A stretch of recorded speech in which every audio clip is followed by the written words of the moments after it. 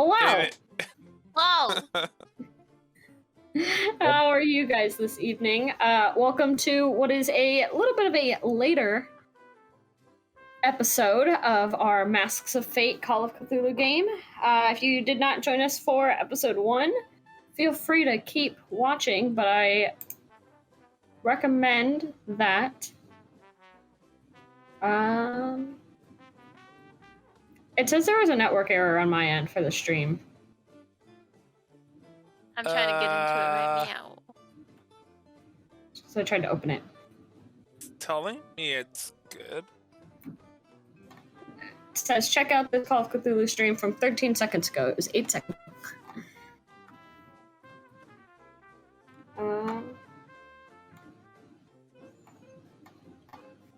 Maybe if I refresh. Mine isn't even popping up. Maybe if I refresh. I don't even see the channel. If I am live, I'm sorry. We are live. I can see it. I can join it. Oh, now I can. Okay, well, ignore me. Sorry about that. Ignore me. Only briefly. But again, welcome to our episode 2 of our Masks of Fate Call of Cthulhu campaign. If you did not catch episode 1, I highly recommend you do so. For those of you who do not know, we are going to be doing Masks of Nyarlathotep. It's a Call of Cthulhu 7th edition campaign. It is D100 based, so it's a little bit different than the 5e that you guys might be used to. We have most of our investigators this evening. One of them may be joining us later. But to recap last week, would anyone like to do recap first off? You guys are the worst. That's okay. I can make it short and sweet. I figured I'd ask if anyone wanted to retail their horrors. Well, I don't mind doing it for you, Kat. That's fine. I didn't put the finger on my nose soon enough, so that's why I said they're the worst. Anyway, I missed the very first little bit, so I missed the introductions, but I got everything else. And so once we were through the portal, all of us, and at the carnival, we were looking around at all these creatures that were not human, but seemed to be enjoying themselves at the carnival. Myself and Kit, we realized that this wasn't a dream right away.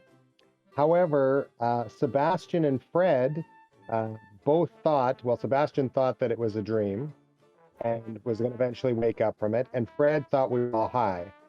And so it turned out that, well, we figured, well, we're here, we're going to do what the rest of everybody was doing. So we all played some of these carnival games, and we did quite well, or at least we thought we were doing quite well. So we went around, we won a bunch of different prizes, different wands, different dusts, different trinkets. And as we were winning these things, we kept asking what these things did. And the people that were running the games, called hands, they would tell us what those things were or what they did. And we would try them out. And Haket and I would feel like these things are legit magic. These are real. But no matter what we did, Sebastian was not going to be convinced. And Fred was like, you guys are super high. And so it didn't seem to matter for them.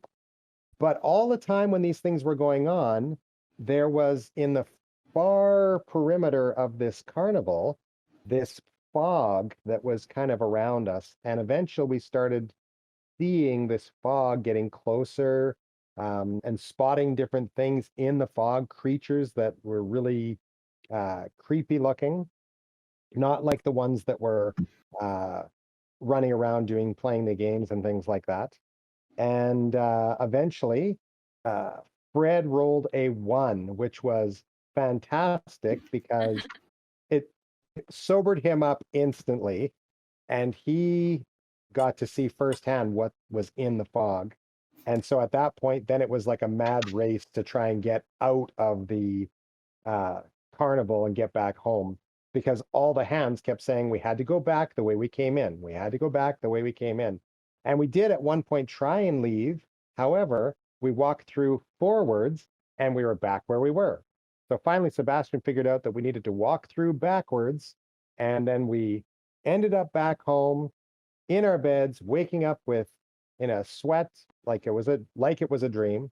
However, those of us who looked at the bags that we had our trinkets and stuff in were very grossed out because the things had either turned to ooze or dirt or live spiders or dead birds. So that's kind of where we are. Oh, and when it ended, we all got phone calls saying that we had to meet there was an urgent meeting that we had to go to in New York. A benefactor had called us there, and then basically that's where we left. Is that pretty close? Yeah, I'd say you got it. Yeah. So what if our the characters was- decide not to go to New York? I will find a way to get you to New York. Magic. Or I'm putting you through another horror dream and you're rolling a new character. Hell yeah. Those are your options. Your character spontaneously combusts. Roll again. Oh no, Fred's OD'd. Sebastian just got hit by a car. I know. And then But struck yes. by lightning. Okay. To bring you into where we are as far as the rest of the campaign, it is 1925. Currently, it is early January. You guys just woke up from your awful, exciting, concerning joint dream, hallucination, whatever your character deemed it was. And the rest of your night seems to go pretty uneventful. Some of you may have issues falling back to sleep after a while. Some of you may pass right back out. But you wake up the next morning like it's just another normal day. You are all still in your respective homes, wherever they may be, because I know you guys are spread out.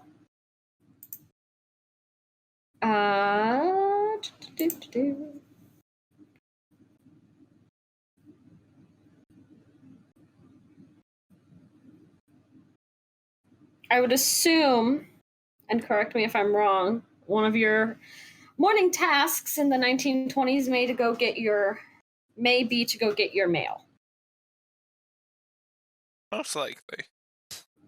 Okay. Either that or my agent would like bring it by when he stopped by to check on my progress. I probably would have called him in the morning to try to set up a flight to New York, but yes, I go check my mail. Okay. When you guys go to your mailboxes, there, amongst all your other mail, just sometimes junk, sometimes your newspaper, whatever you may be getting that day, amongst everything, you come across a telegram. Ooh. It looks like it was dated for the 3rd of January, so just yesterday, actually. So today would be January 4th. And it says, have information concerning Carlyle Expedition. Stop. Need reliable investigative team. Stop.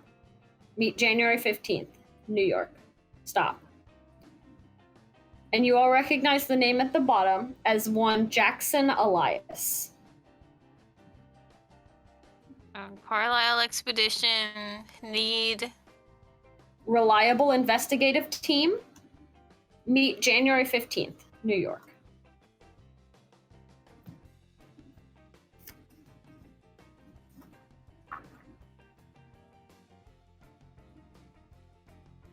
a lot of letters and investigative. Okay. Very expensive telegram. Yeah, it's like per word, or is it per letter? I believe they're per letter. God damn. Times be tough. You said And we then, who recognize sent the it? name? You recognize the name Jackson Elias, yes.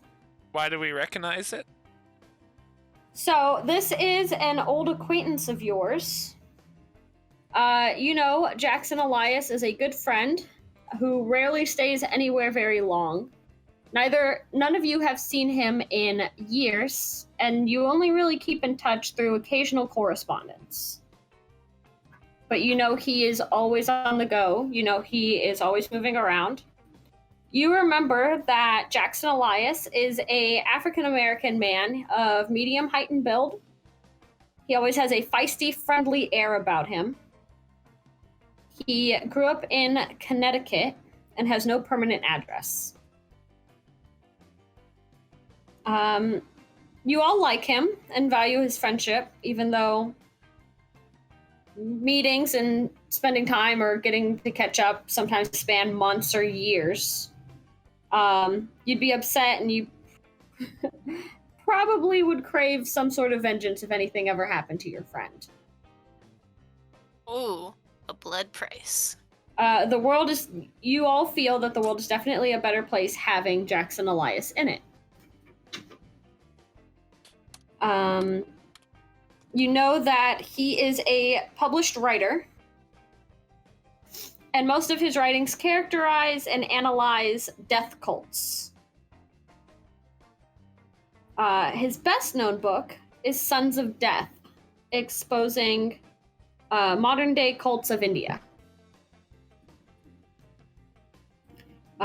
He knows several languages fluently and is constantly traveling. He's very social, enjoys the occasional drink, and often is seen smoking a pipe. He's tough, stable, and punctual. He's not afraid of brawls or officials. Hell yeah. Mostly self-educated, but he is still a skeptic because he's never found incontrovertible proof of any supernatural powers, magic, or dark gods and things like that these cults worship. He seems to be very well researched and always reflects firsthand experiences, especially in his writings. But possibly his greatest flaw is that he's secretive and never discusses a project until he has a final draft in hand. Every single one of his books illustrate how cults manipulate fears of their followers, insanity, feelings of inadequacy, feelings they compensate for with slaughtering innocents for their cults and their rituals and things along those lines. He's also written a lot about how cults draw weak-minded individuals, though the leaders are usually clever and manipulative. When fear for that cult stops, it vanishes. And he has 7 different published works that he's written between 1910 and 1921.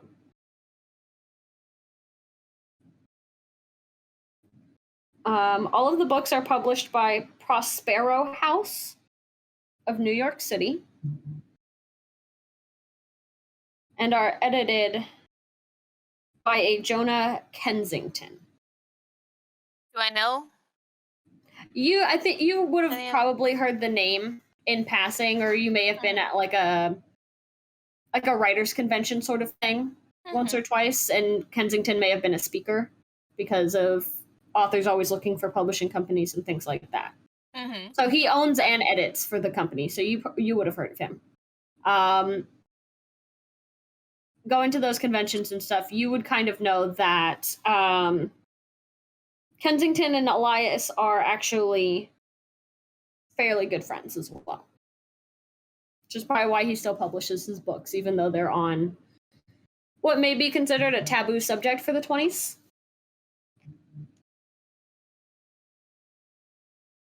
Have we eaten all the mummies by this point?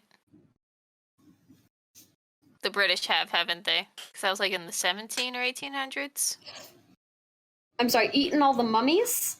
Yeah, like in the Victorian era Britain, like it was a fad to get like mummy dust and put it in your tea and eat them. So that's why we don't have a lot of mummies anymore. I believe you may have already. Yes. Okay. Damn them British people. I don't know if Americans did that. I know the British did. Now I'm curious what mummy dust tastes like. I don't like for some reason if it's old enough it's not cannibalism anymore. I don't know. But yeah, all the mummies are basically gone. People decompose, so if it's old enough, it's not much different than like eating dirt. Fair. Okay, anyway, sorry, off topic. I just wanted to make sure my timeline was right. I would believe so, yes. So you all remember. So you're all kind of sitting down and you think about it and you go, Carlyle Expedition. That kind of rings a bell. And you remember the Carlyle Expedition was a few years ago. The Carlyle Expedition perished somewhere in Africa.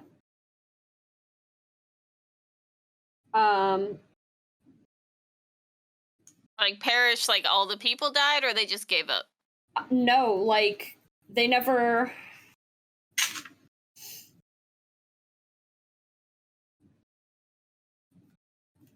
They never came back from their expedition.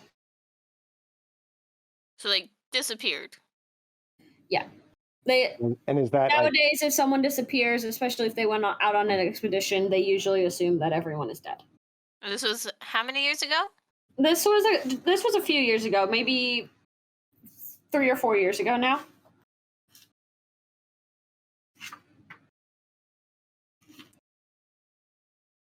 Maybe. And we haven't heard from Jackson since. The last time you guys have heard from Jackson may vary, but for most of you, like physically seeing him in person, it may have been about 4 years. So Carlyle Expedition was maybe a year or two before that. So Carlyle Expedition was like 5 or 6 years ago. So the telegram seems odd.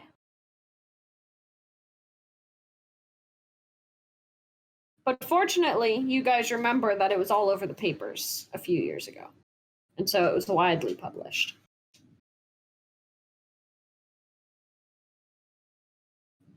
Interesting.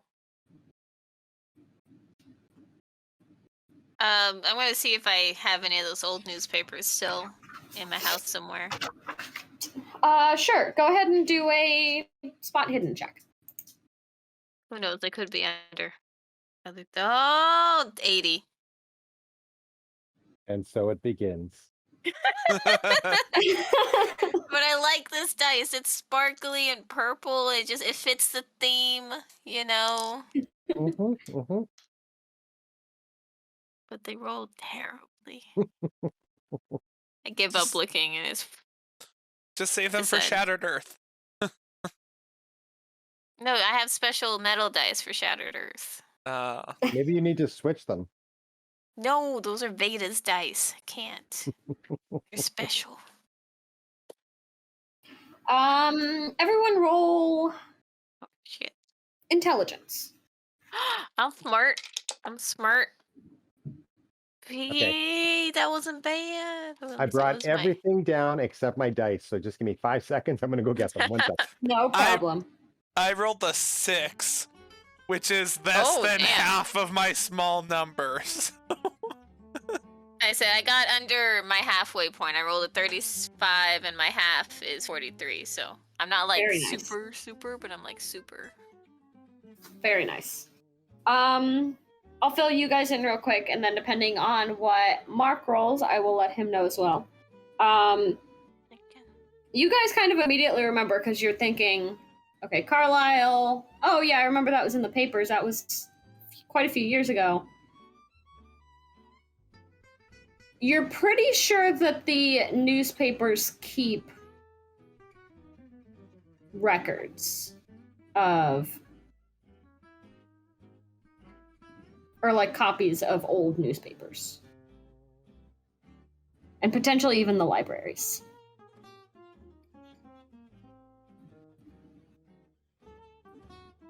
That makes sense. That tracks. If only I had some in the house. Damn, these eyes. Okay. I will. I don't know, how early is it? Is it early in the morning? It's fairly early. I'd say it's not even noon yet. It might be 9, 10 o'clock, depending on where you're at. Okay, I'm gonna give my agent a call. Mr. Adolfo. Okay, I'm back. Welcome back. Yeah, go ahead and roll intelligence for me, Mark. I think that's the right dice. Yep. 65. What's your intelligence? That's a success for you, right? I think so. Are you smart? Yeah, I will double check for you. I think my intelligence was 70 something. Oh, your intelligence is 93. Yeah, that's a damn. success. Never mind. Damn. I gotta put my Smarter roll than 20 me. thing up. That's what I didn't put up. Okay. Missing Yeah. You remember and you recall thinking about the expedition and knowing you saw about it in the papers and everything a few years ago, that newspapers and probably your local library would have records of copies of those newspapers as well.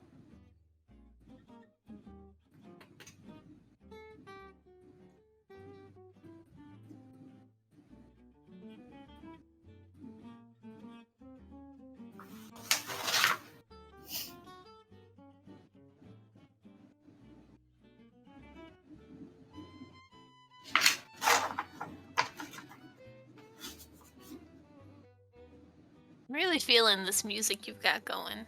Thank you.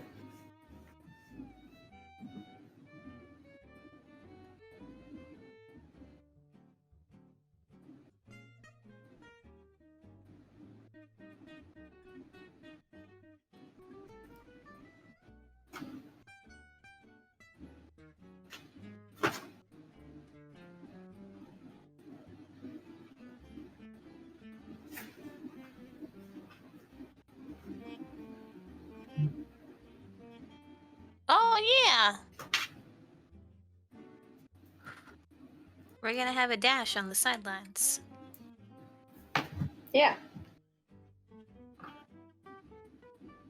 Are we waiting for something? Things got quiet. Sorry. I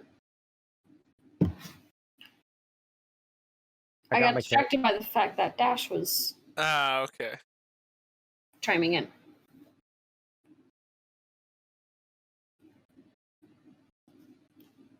Okay. Now I have my character sheet. We're good. You good? And I'm happy now. Yep. And so you gave me some information. I was distracted. Can you just quickly give that to me again? No problem. With your 65, you remember that most newspaper companies and local libraries keep copies of old newspapers in like an archive. And you remember that the expedition that your friend is telegramming you about was widely published. Okay. It was like a big story at the time. I may not have an old paper, but I know where I could get a paper. Yeah. Okay, perfect.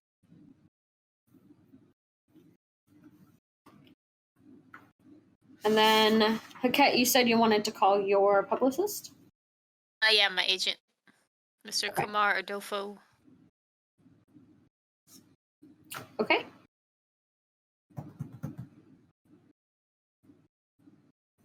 Kat, I didn't think I'd be hearing from you today. Yes, darling, you know how I told you I'd want to take a trip to New York? I know it was rather late last night or the morning. I do. It was early. I'm still working on arrangements. We may be able to get you out tomorrow morning. They've got another ferry headed that way. Suppose I could go early. Yes, because I need to be there by the 15th. It's something with Jackson. Do you remember Mr. Elias? It's been so long. Name sounds familiar. It's been a while. Yes, absolutely. Yes, well, I'm going to do a little bit of research, but if you could just let me know as soon as I could make my way. And then, of course, you can handle everything at the house, wouldn't you? Absolutely. Once I can get that ticket secured for you, I will give you a ring. You are wonderful. Ta-ta. I'm going to head over to our local library. Very well. I do not have a name for this library because I will be honest, you will not be in Egypt too long at the moment.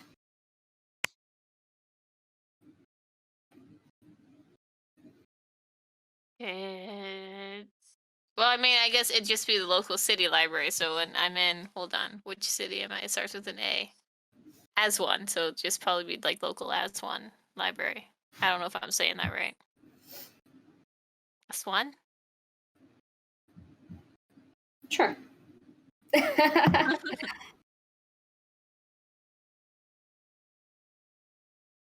It's currently January 4th, you said?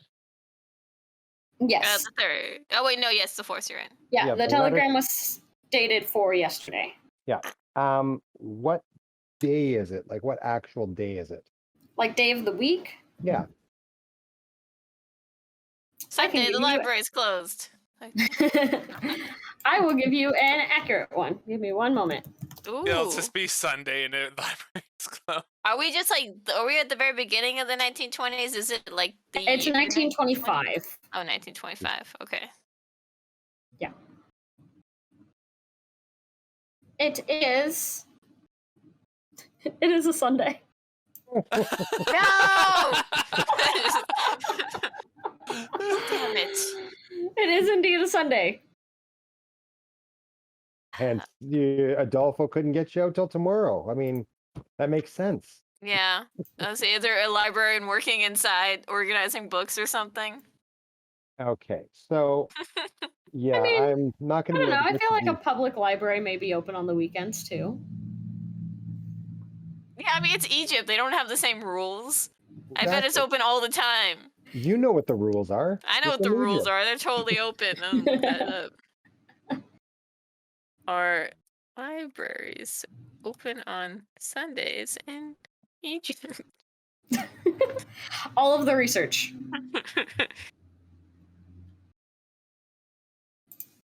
There are no libraries in Egypt.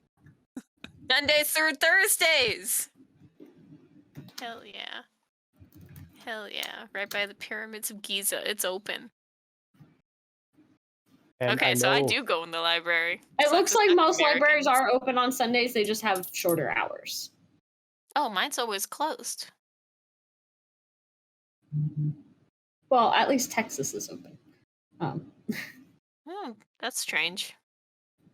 All these God-fearing Texans will allow it to be open on the Lord's Day. New York libraries are closed on Sundays. It'll be hit or miss if your library is open. We'll say that. I will roll for it. If we do not know, I will roll to see if your library is open. We know mine's open. Florida, who knows? It's built on a swamp. Florida. It could have sunk in there. Wait, Florida has libraries? Okay, Sorry, Floridians can read.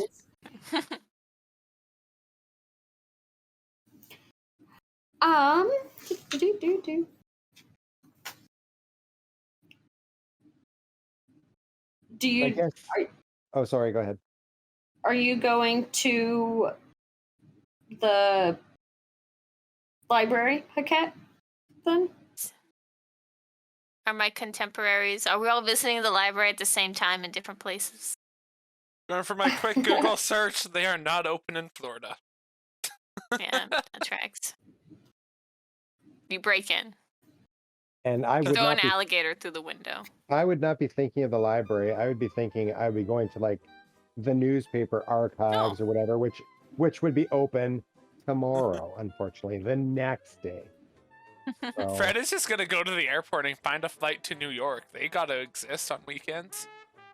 Yeah, if there's anything you guys would like to do on this first day, we can take care of that. If not, we will.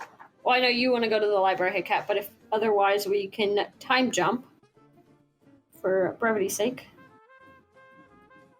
I think what I would do today is get myself organized with like maybe my boss or whatever, talk to them about taking some time off Okay. for an important, something that's important that's come up. And yeah, that's what I would do. So I'm ready for tomorrow. Okay. Unless my boss is a jerk, I might have to talk to him. You know, I don't know. We'll say for this that you don't really have any issues. They may be a little annoyed or like flustered about the last minute notice, but they will basically tell you they can work around it and that you should be fine because the new year's already over. So like busy things are going back to normal and Exactly. it's not that huge rush. Slow time of year. Perfect timing for you to take off. Fred, How safe were planes in the 1920s? You're gonna die. Fred uses the day to do his laundry. Okay. Oh, nice. You're gonna clean yourself up a little bit? I appreciate that. All right. So we will go to the library for Haket real quick.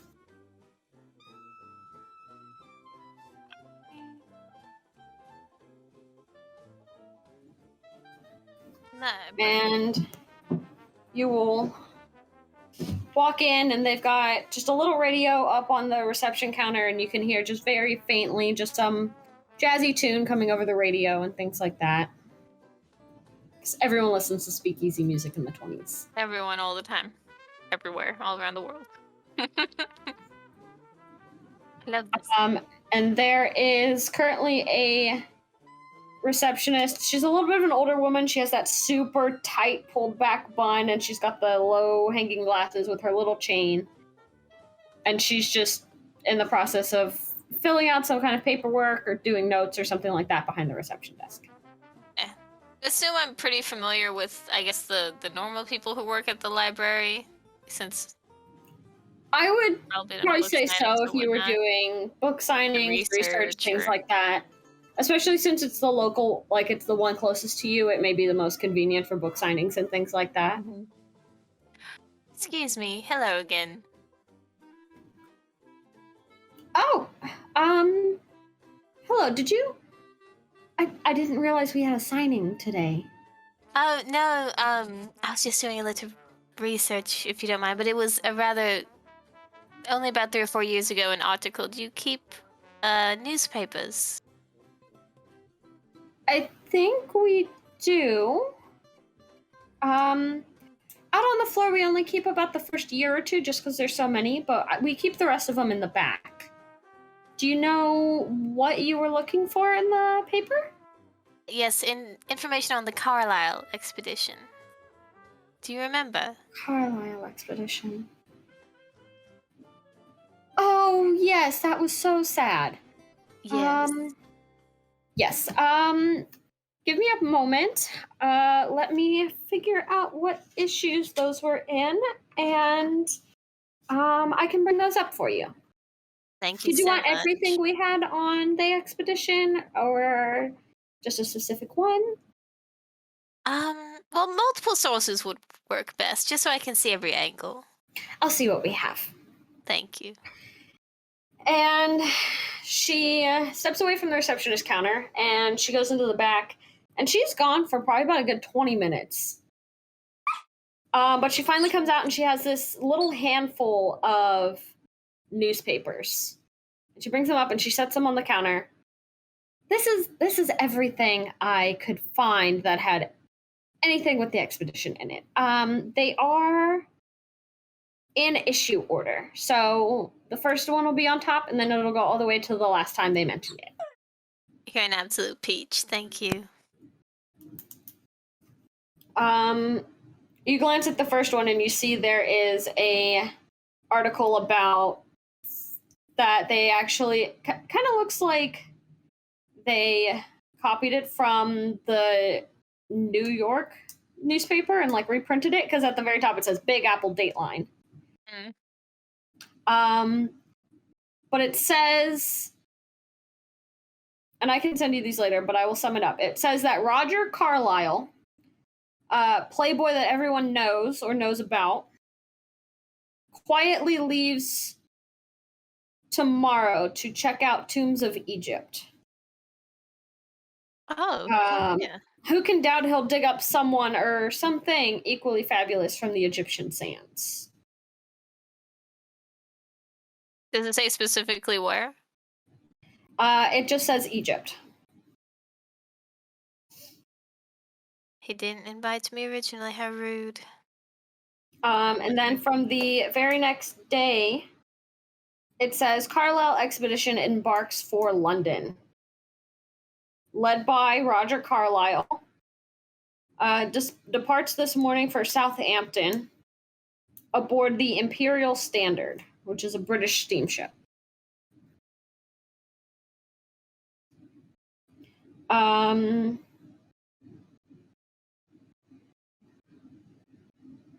Members of expedition reluctant to reveal purpose in Egypt.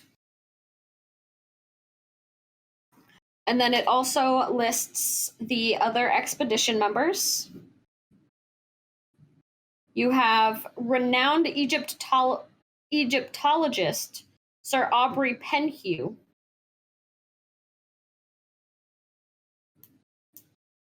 And you recognize them. They were a big name. Mostly just because of how often they were in Egypt and studying and interacting with the culture and everything like that. What was the Egyptologist one more time? Sir Aubrey Penhew. Penhew.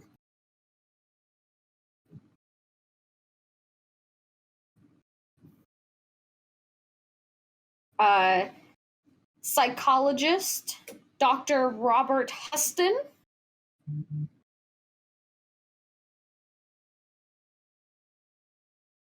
And he is a psychologist known for studying parallels into ancient pictography.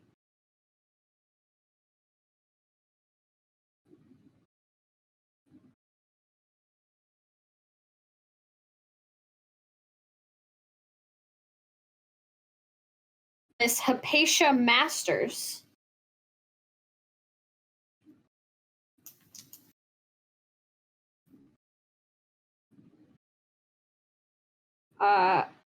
Is photographer and archivist.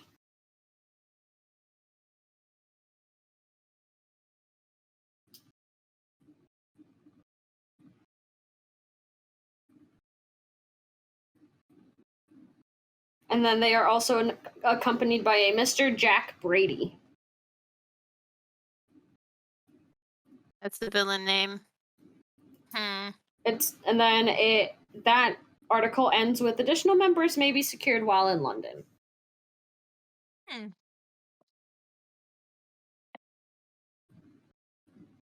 Very well. From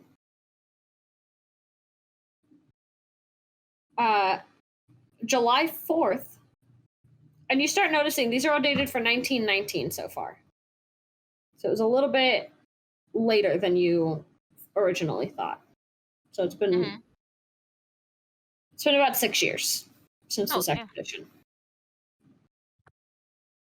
Carlyle departs Egypt July 4th from Cairo. Indicates that they leave Thursday, taking a ship to East Africa for a well-earned rest.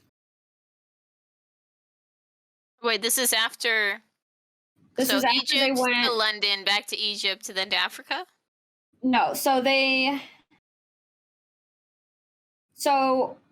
way the timeline goes so far is they announced that he was leaving. He picked up some of his expedition crew while he was in New York, and they left for London. It suggested they may pick up more people, but that's the last you see of it until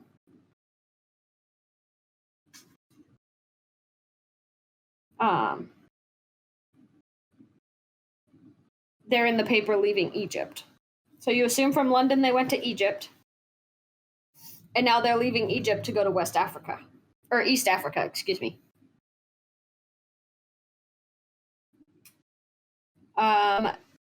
Sir Aubrey debunks rumors that expedition discovered clues to legendary wealth and lost mines of King Solomon. Maintaining party was going on safari in respite from our sandy labors. Carlyle was unavailable, still suffering from recent sunstroke. Oh, there's a person named Carlyle? Yeah, Roger Carlyle is the fancy playboy New York guy who's leading the expedition.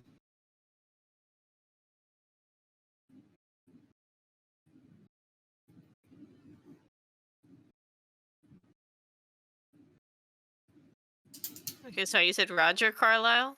Yes. Sorry, there's a lot of information in this game.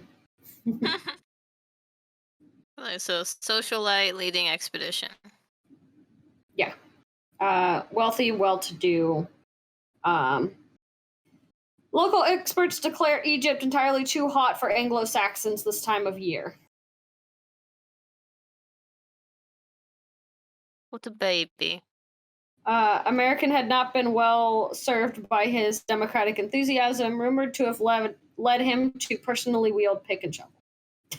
Personally wield what? Pick and shovel. Hmm. They were basically hinting that Egypt was too hot for Americans in July.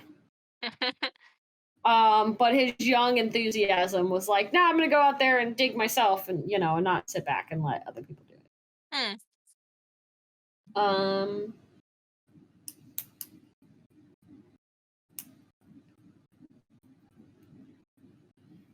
July 31st,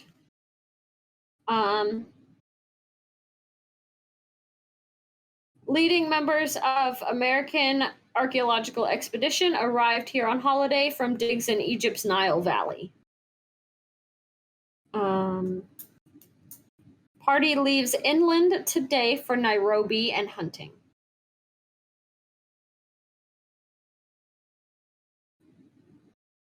How do you spell Nairobi? Nairobi.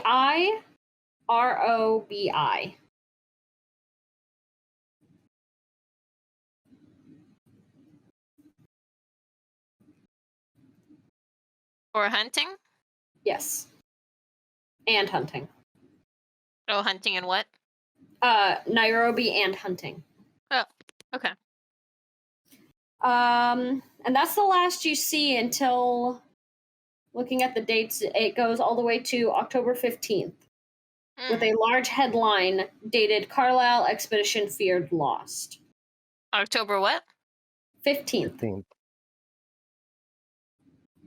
Uplands police asked for public assistance concerning the possible disappearance. No word of party received in nearly 2 months.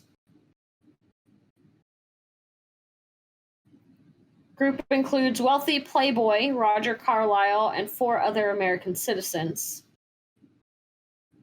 And this was still in Africa? Yeah. And specifically Nairobi? Yeah. Well, this is from Mombasa. Mombasa. Which is the closest larger city, I am assuming. If I am wrong, correct me later. Expedition left Nairobi on August 3rd on safari, but rumor insists they were after legendary biblical treasures.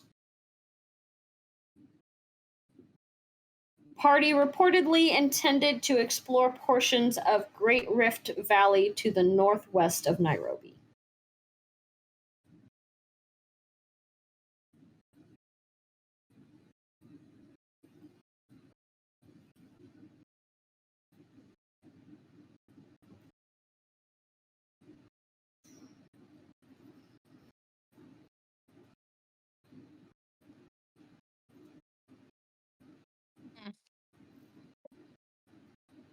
And that's the last thing? No, there's quite a few more. There's like 4 other papers after that. March 11th. Erica Carlyle arrives in March 11th of 1920. Erica Carlyle arrives in Africa. So there's huge jumps where there's no information. These are all there is. Carlyle arrives in Africa? Erica Carlyle. Oh, the sister.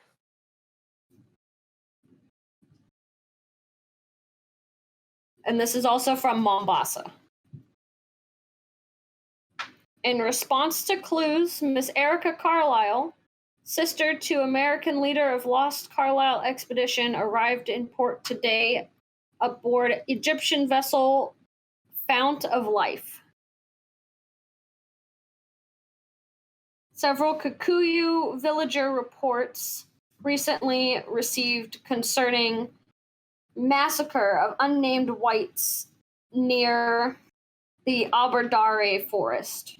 If I am messing up these words, I apologize for any African natives that may watch this. I am doing my best. Massacre in what forest? Aberdare. Aberdare.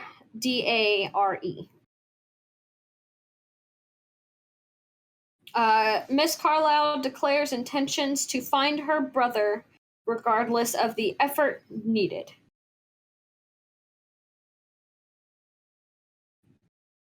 Oh, what drama. I hope she makes it. What's the next article? May 24th, 1920. Carlyle massacre confirmed. Shame. Nairobi. And this is the brother and his expedition, not her? Yeah, this is her brother and his 5 other expedition members. 4 other. I may have missed one earlier.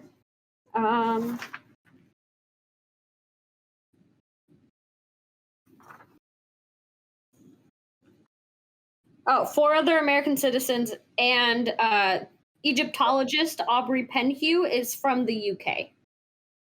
My mistake. So total of 6 people. Okay, so we never got the name of the 6th person, which is fine. They could have picked up. Yeah, they could have picked somebody else up from wherever, so it doesn't matter. Yeah. So Carlyle massacre confirmed, Nairobi. Massacre of long missing Carlyle Expedition confirmed today by district police. Roger Carlyle counted among the dead. Authorities blame hostile Nandi tribesmen for shocking murders.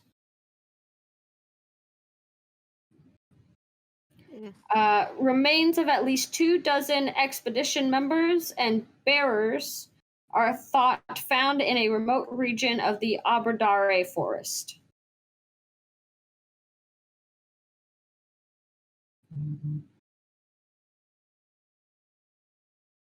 Erica Carlyle, sister and apparent heiress to the Carlyle family fortune, led dangerous search for her brother and party.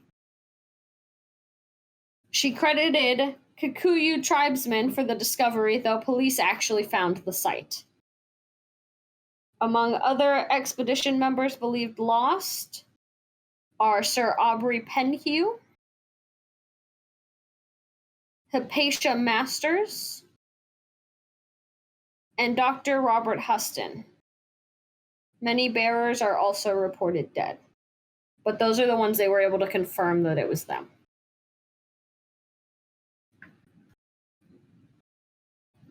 Jack Brady still alive, or he did it. I called it. It's a name.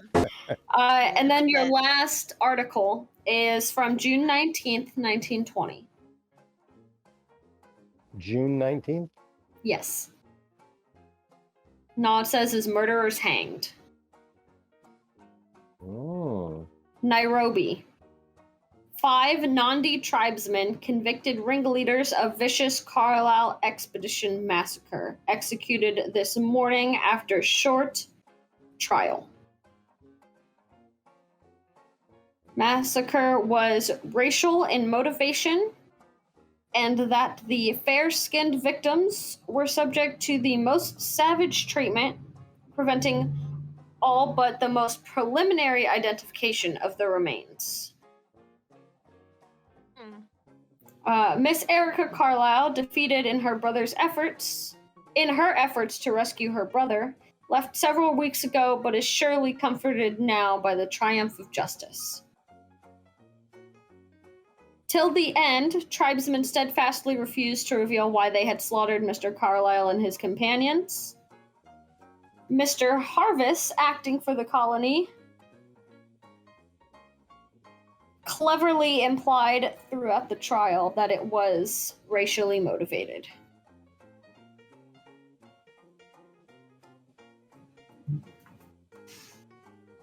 And that's all you can find on it. Yes, well, that was a tragedy. I'm not surprised I didn't hold on to these. I'm gonna return them to the front desk. Oh, thank you. And she just sets them off to the side. She'll file them back later. Mm-hmm. I guess, yeah, I'll go back to pack up my things and then fill up my little vial with Nile water to wear around my neck for good luck. Very well. Oh, do we have a Sebastian? Sebastian? Omelette de fromage.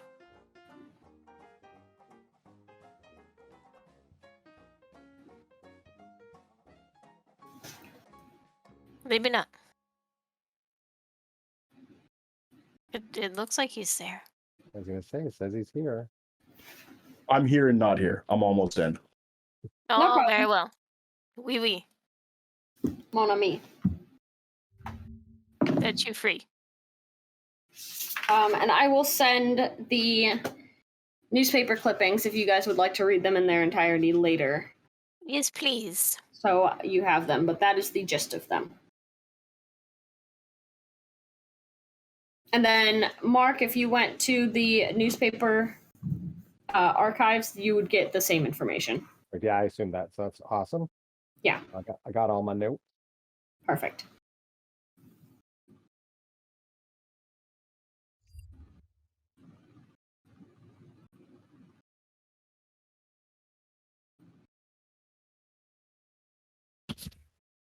Are we live or y'all on break? No, we are live. I am just trying to make sure I am in the right spot to continue. Okay. Oh, yeah, my little trinkets that I got, the ones that aren't completely disgusting, that melt into goop, I'm gonna also pack them with me. Okay.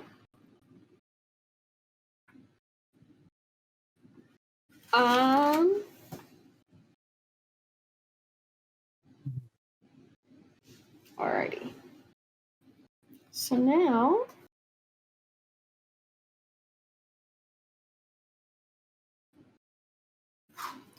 we shall go to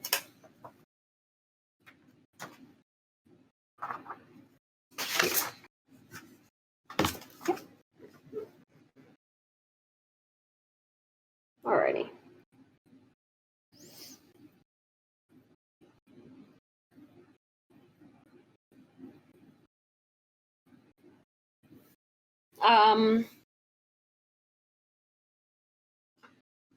So your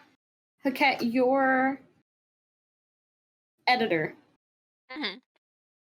agent thing, sir, person. Kamar. Yes. He calls you back and lets you know he was able to get you a ticket onto the vessel leaving for New York the next day. That he was able to secure you a ticket, and that he has already taken care of lodging for you in New York. Wonderful.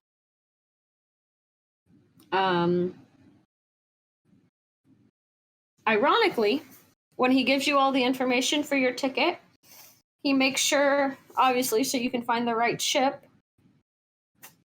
to give you the name of the ship you will be on. And you will actually be taking the Fount of Life. Oh. How fortuitous. Or perhaps it's a bad omen. Either way. It will be fun. I will send Sebastian. I will send you the background information on him a little bit later, or over the break. But in the morning, when your butler brings you the mail, You bitch boy. and he doesn't go get his own things. Mm-hmm. When your butler brings you the mail, among it you also have a telegram that was dated for yesterday. Okay. It says, have information concerning Carlyle Expedition. Stop. Okay. Need reliable investigative team. Stop. Meet January 15th, New York. Stop. Jackson Elias. Okay. And you recognize the name. He's an old friend. He doesn't have a permanent address. He's constantly all over the place. He loves adventure. Super friendly. You love having him as a friend. You would do almost anything for this man. And so you're kind of surprised to hear from him, but correspondence is always out of the blue with him. But you do know he is a published writer and uncovers cults and things like that all over the world and writes about it. All right. But so you're able to kind of connect that he has requested your presence in New York right after you get a strange phone call the night before. Okay. Or very early morning about, highly recommending you take that trip to New York. All right.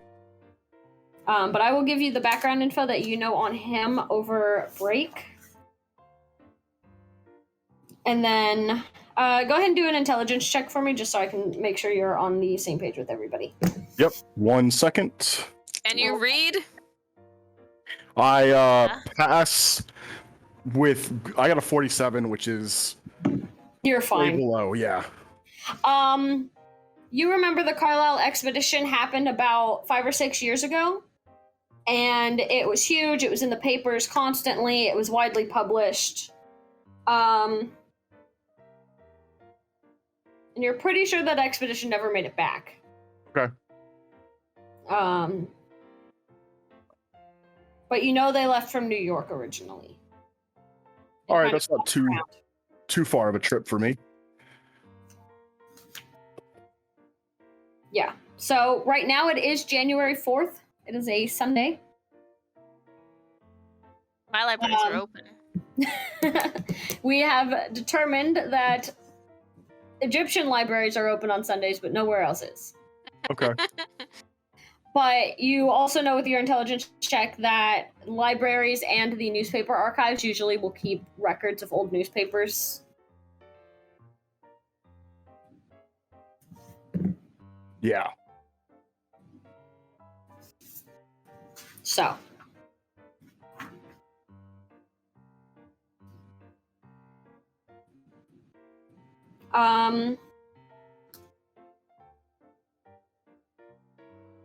So it's getting towards the evening. It's not terribly late.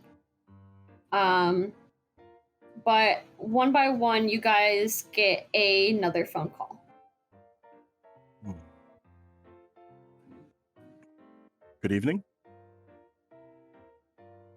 Yes, we'll start with you. Good evening. This is Dr. Harkness. How can I help you?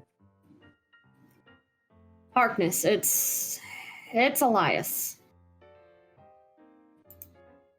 Did you get my telegram? That's who sent me the telegram for the. Yeah, it's the same. It's Jackson Elias. It's him on the phone. You recognize his voice. I did. Planning my flight to New York. Leaving tomorrow. When would you need me in New York? The 15th. The 15th. Perfect. When you get here, go ahead. I'm gonna need you to meet me and the others I've requested at the Hotel Chelsea, room 410, 8 p.m. Okay. 8 p.m. or 10 p.m.? 8 p.m. Okay.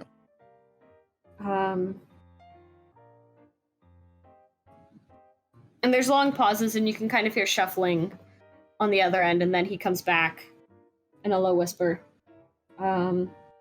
Just make sure you're here by the 15th, 8 p.m. All right, old chap. You need me to bring anything specific? Just your wits about you. I'm not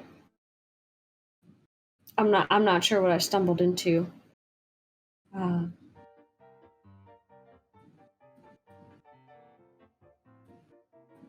But I'll be here. Go ahead and make a...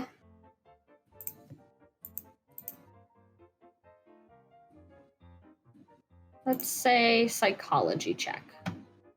All right. Ooh. You're not that kind of doctor. I'm all right at it still. Ooh. I failed, though, because my psychology is a 45 and I rolled a 56. Oof. He seems a little bit off, but you can't really place it.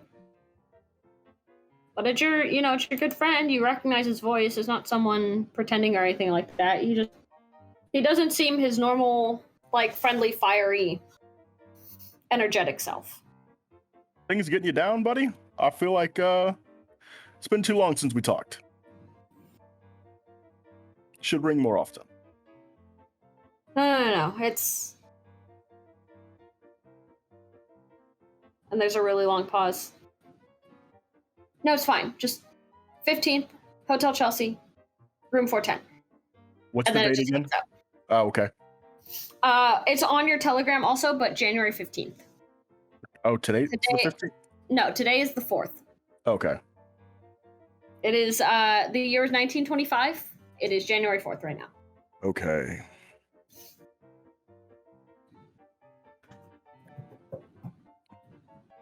And then you all get a similar phone call like that. So, one by one, let me go ahead and get you guys to roll psychology, or if you can convince me otherwise, I'll let you roll something else. Ooh, what about Egyptian? He is speaking English. How about spot hidden? You're not really looking at anything. Okay, just gonna roll this die. It'll tell me whether I get it or not. Hey! Oh, are we all rolling for this right now? Yeah. Okay. Because you're all going to get a similar phone call to what he got. My psychology is a 10, but I rolled a 3. 63, my psychology is 42. I just rolled the 10s die to see if it would be the zeros or not. And my psychology is a 60, and I rolled a 9. Ooh. You see into his soul. Haket, you get the same feeling. Okay, he seems a little bit off, but you can't really place it. What hotel were we meeting at again? I'm sorry, I didn't. The Hotel Chelsea. At 8 p.m. Yes, room 410.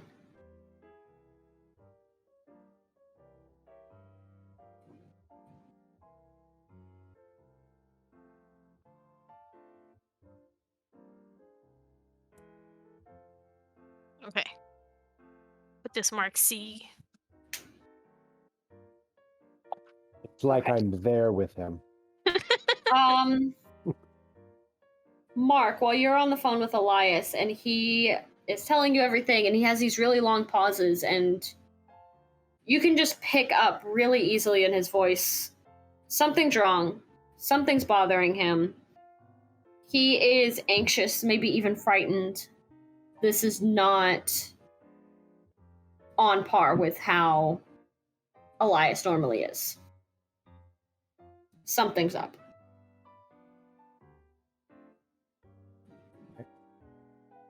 So while I would be talking to him, I'd be asking him if he wanted me to come sooner. Does he need me there sooner? Because he's a good friend. We're trying, like, we would do anything for him. It seems like he needs support now. Now I'm fine. Just meet me with the other recruited. Make sure you're here on the 15th. And you're sure I can't do anything for you right now? You seem off. You seem agitated. Without even like an actual like response, he actually just hangs up. Aw, Uh-oh. your buddy. Not anymore. Okay. All right. Now I have worries now at this point. Mm-hmm. So from where I am in my location where I'm from, Mm-hmm. I would probably be driving to New York. Okay. So I think I would probably be driving like tomorrow, even though I don't have to be there till the 15th. I would probably leave early. Yeah, you would be able to get there in plenty of time. Even if there were any hiccups along the road, you'd be able to get there on time. It is winter. I mean, Not in Egypt. The roads may still, like, there's a chance that roads could still be dicey and stuff like that. So leaving early actually gives you plenty of time to deal with that. Okay. Make sure your snow chains are on, things like that. all the good stuff. The Egyptians gonna have fun leaving Egypt and landing in New York in the middle of winter. Ooh. Ooh. It's gonna be rough. I feel like your editor would have reminded you of that. Yeah, he definitely would have been like, "Hey, pack something warm." I know we're It's in Egypt. January. America's not warm right Yeah. now. I've been like, "Got you, fam." But Like she my still one might big not puffy coat that I understand. own. She might not understand Well, what she's cold been really to like is. writing conventions and stuff in New York before. That's how she knows like Elias and his publisher. So Mhm. she knows. This is not her first foray. I think he just wants to make sure you know before you go, because I don't know if all of your things are Do usually. you know Florida man living in the swamps like you do? Do you even own a jacket? It's gonna put muck water on top of yourself and seaweed. Alligator skins. I can But make buy. I'll Griffith, you just buy a get jacket when I'm there. You get a similar feeling from him that Mark did. Like, he's super anxious on edge. Something's up. This is Wait, who, me? Yeah. unusual. Yeah, he's Fred. not gonna ask about it or anything, but he's gonna get on the first flight he can. Okay. No problem. And So- probably once he's there, get a very nice hotel room.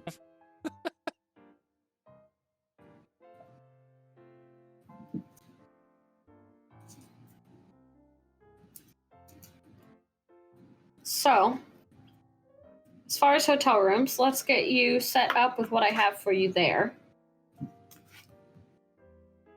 Just to make things easy. You all will end up staying at the new Grand Hotel at Broadway and 31st. Anyway, you said Grandview Hotel? The new Grand Hotel. Can I not get a room at the Chelsea? No, there seems to be some kind of convention or something going on. Okay. Hell yeah, it's a furry convention. Is the penthouse available when I get there? Are you serious? I'm getting there a few days before you, Hey, so I want to You're arrive sa- 5 days early. Why'd you let everyone be rich You're from me, arriving Con? 5 days early. I'm leaving on the 5th, so I'm there 10 days early. Okay. I should be a best-selling author and make more money than all of you. I mean, it's going to take you guys a little bit to get there, even if it's on. Hey, still going for the penthouse. Both of my rich boys roll a d20. Uh, 16. We'll do this the civil way. I mean, if he's going to get there before I am, so I'm not going to get there until 5 days before, because I'm spending time with the family. 4. He'd get it Damn. anyway. You're not gonna bring your whole family to see Cthulhu? No. Come on. Come on. And where's the address of this hotel? Broadway and First? 31st. 31st. Thank you. For those of you who have been to New York before, you know it is known for its Moorish decor. That was a wonderful rhyme. Was not intended, but thank you. Got to rhyme a little bit. A little bit. Not that you will really need to keep track of money, Frederick, but the penthouse is $6 a day. Oh, That's way out of our budget, Hicket. damn. I got like $10 a day. That I think. $6 a day isn't even pocket change. Jesus the Christ. I hope I you will lose it all in the obviously- stock market. Take whatever the next best hotel room is. $5.50 a day. Okay. And that will have all of the plumbing and all of the amenities that you need.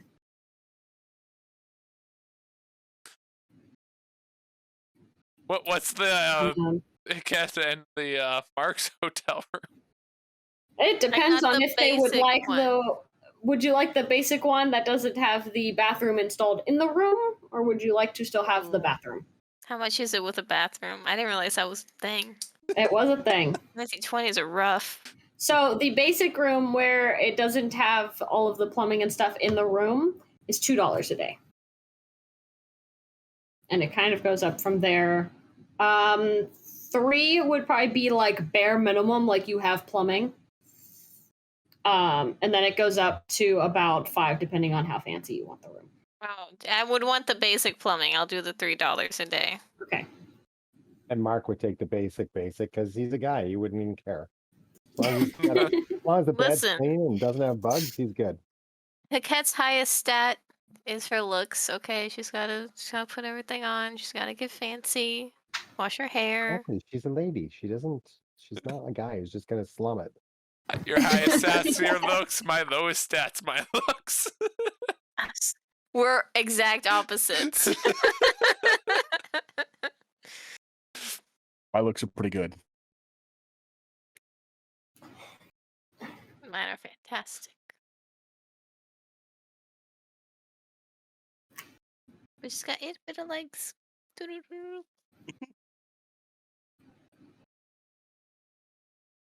And look over her room and make sure the deadbolt works and the little chain thingy and Yep, everything seems to be in order. There, you don't find any issues with your room.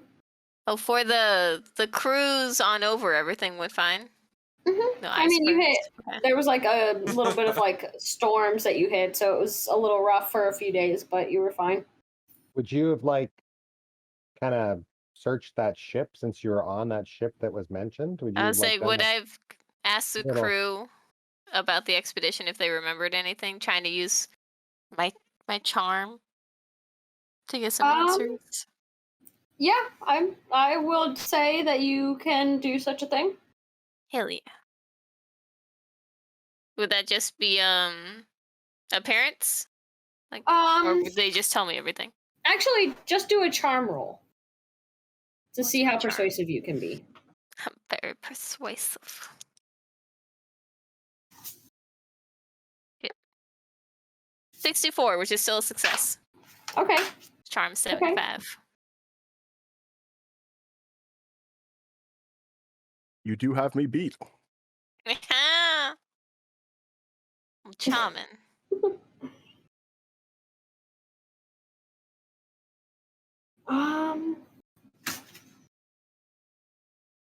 Yeah, I think I remember something about that. I mean, it wasn't much. We're taking this huge crew out to Africa, someplace. I don't know. Some sister of some rich playboy. Erica Carlyle. Yeah, that's it. Charming Yeah. woman. I mean, she seemed all right. She seemed a little, I don't know, all over the place, but I guess that happens when your brother gets killed by Africans and things of that like. But Pose? Anything strange? not that I could see. I mean, it looked like she damn near brought all of New York out there with her. There were a lot of people. I don't They think I've didn't taken that say many anything. people over at once. I mean, she didn't know much except that he was going investigating and going on an expedition and wanted to explore and find things and spend his money. And would you say she was properly distraught, or do you think she might have been in it for the inheritance herself? I mean, she seemed upset, but you know how y'all are. You always save face and try and keep it together. Some better than others. I'm sorry, I love the attitude that I just got for that comment.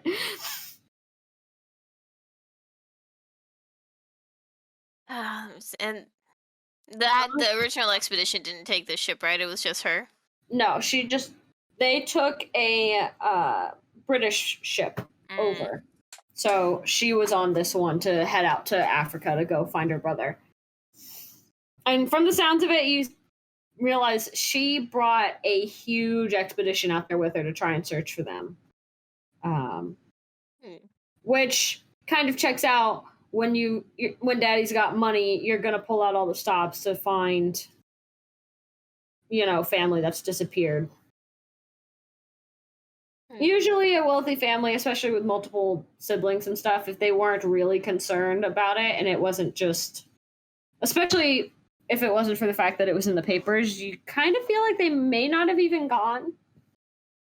But from what you can tell from this, a purposeful spectacle, like she was seriously trying to find him. Yeah. It being in the papers just didn't help.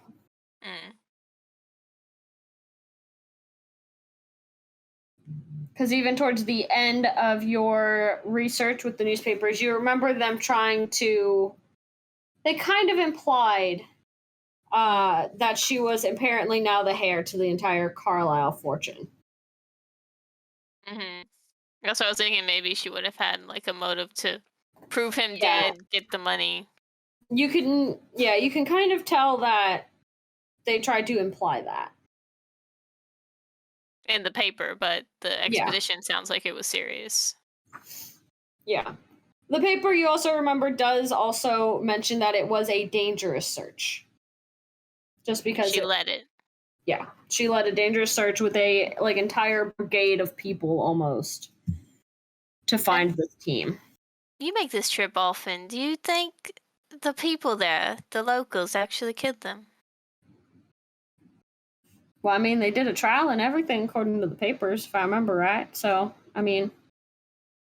Like a trial or a trial? I ain't no lawyer, but, I mean... If they find them guilty, they're guilty. No superstition. From a sailor. Oh, no, I'm not the superstitious type like that.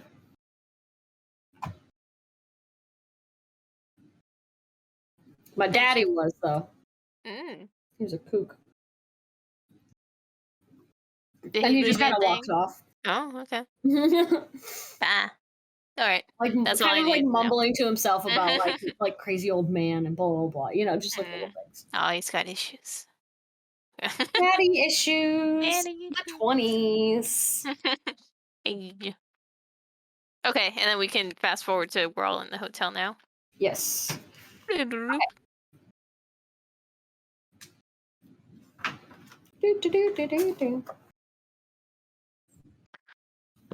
What day did I get there? How long did the ship take? Like, am I there on the 15th?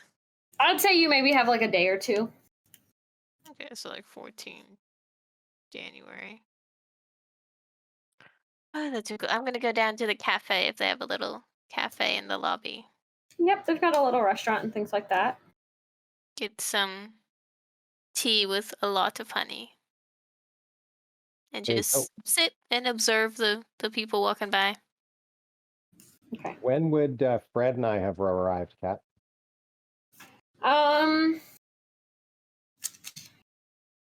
I'd say it may have taken, especially with Fred coming all the way from Florida, it may have taken about a week. So you guys might be there on like the 11th or 12th. Okay, so I think depending on when we arrive, if we see each other, I think we might make our way over to the Chelsea early. Okay, yeah, just because I'd say it would take about a week just because fuel efficiency was not as much of a thing. Yeah, it's not the same as now, for sure. Whole 20 cents a gallon, man. Them prices. All the prices. But you definitely could not get as far on like a full tank as you can nowadays. So No, but it was like 2 cents a gallon back then. speaking from firsthand experience, no, I'm kidding. I'm kidding. Rude. Not a whole lot, rude. I'm kidding. She was a cryptid the whole time. I knew it.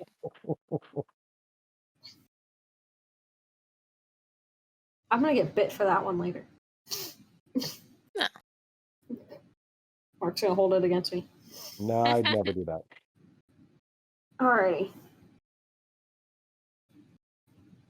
All right, so Nathan, Fred, have we seen each other at the hotel? We're kind of on the same page here, or what?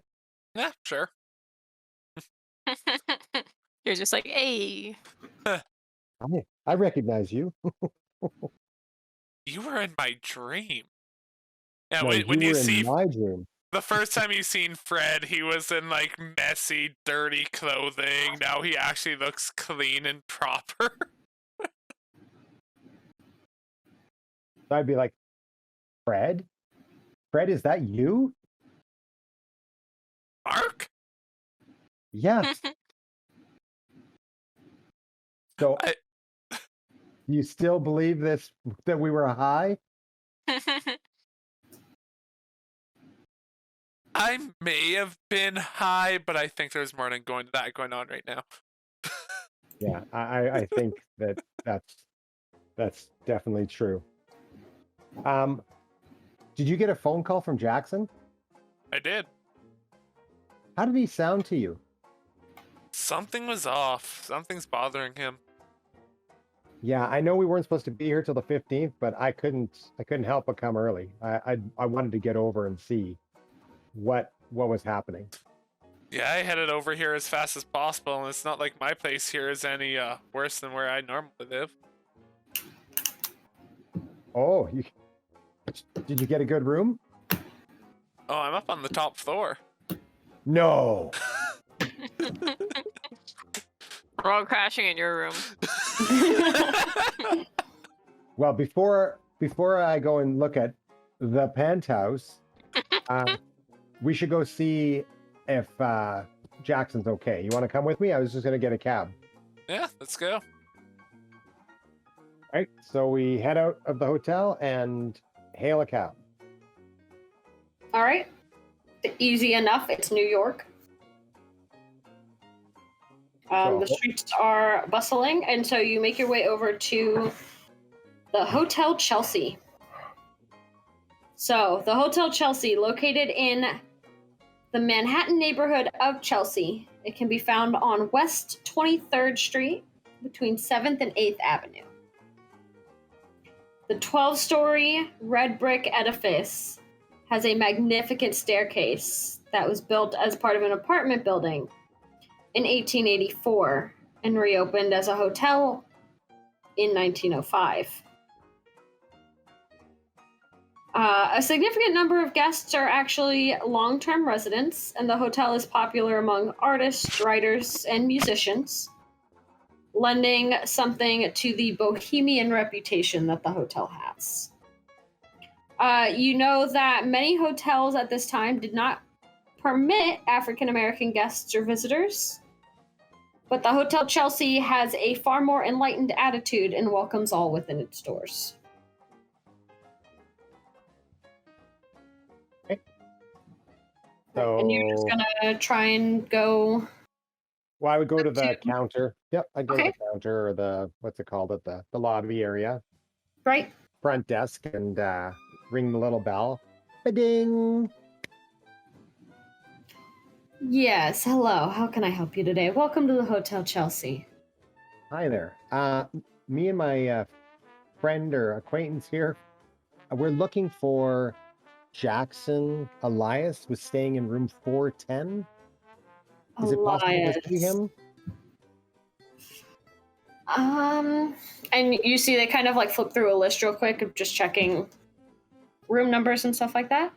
I don't see why not. It doesn't look like he's checked out.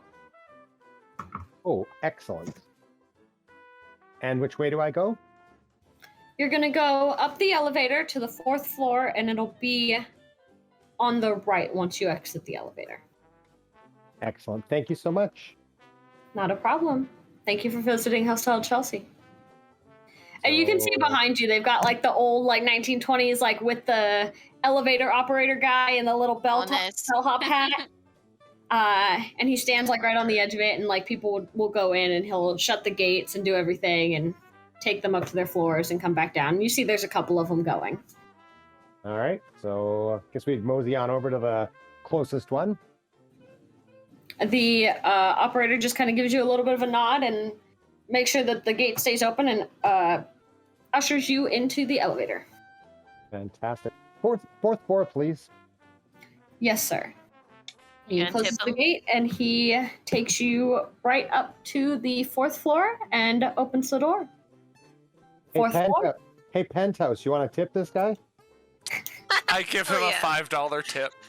Oh, damn.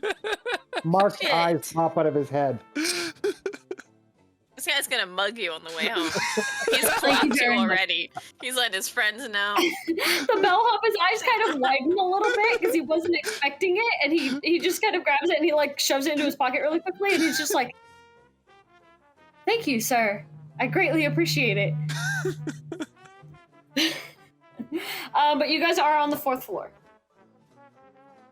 Okay, so we exit out, and sir, which way is 410? To the right. Should Thank be you. fifth door down. Perfect. Thank you so much. So we Awesome. head on down to 410. Okay, you head that way, and sure enough, you come across it pretty easily. And when we get there, The door's closed, so so knocking on the door.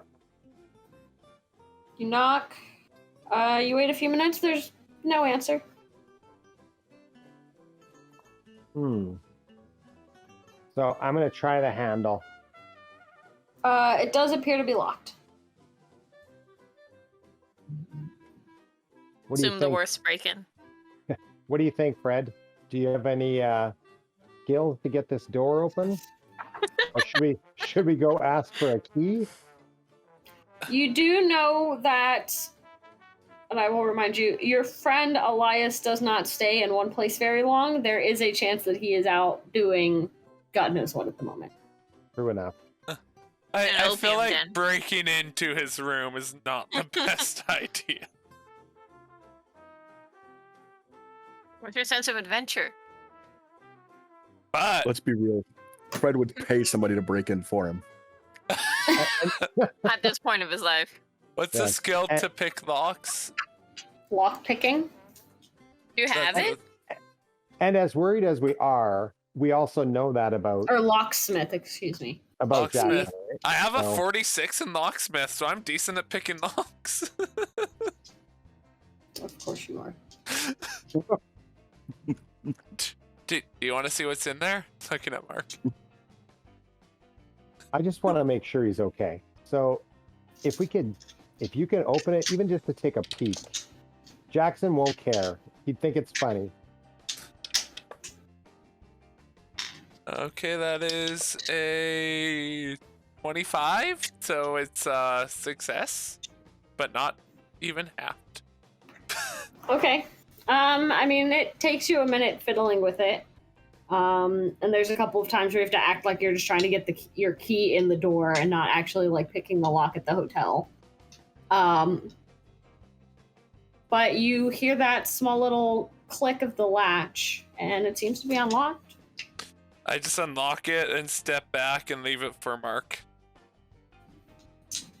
So I just open the door slowly and just kind of poke my head in. I'm trying not to invade his space, but at the same time, I just want to see if everything's okay, kind of thing. You poke your head in, and it looks like the lights are off. You don't hear any noise, any movement. The place looks a little trashed, but you know that's not super uncommon if he's in the middle of research for something. It kind of ends up sprawled all over the place. What time of day is it right now? It's like midday. Okay, so are the windows all like blinds are all shut? It's dark in there, or is it just kind of just? I don't think they'd be shut all of the way. Like they may be like still partly open just to let a little Okay. bit of natural light in, but you so don't there's see enough anyone in light the to- room. Okay, so you can see that the room is trash, but or kind of like messy or whatever. But Yeah, it's not pitch black in the room because it is Right. the middle of the day, but okay, so I'll you're just pretty I'll sure just- that he probably has just stepped out. okay. So that's what I'm gonna say to Fred. I think he's okay. Just don't think he's here. So let's lock her up, and I guess we could just wait till the 15th. We only got a couple more days, and he's Huh? probably maybe getting things ready for us. Yeah. I could use a few days to relax. Do you want to go for supper or for lunch? I guess it's midday. Sure. It'll be my All right, treat. well, sounds Of good. course. Better Of be. course it will. We go to the nearest Michelin star restaurant. Jesus Christ. Are there Michelin stars restaurants in the 20s though? I don't know if there was. I don't know Probably if they not, but did the Michelin But there'd star be some rating, but pretty there's sweet some MTA pretty didn't good exist. restaurants in Manhattan.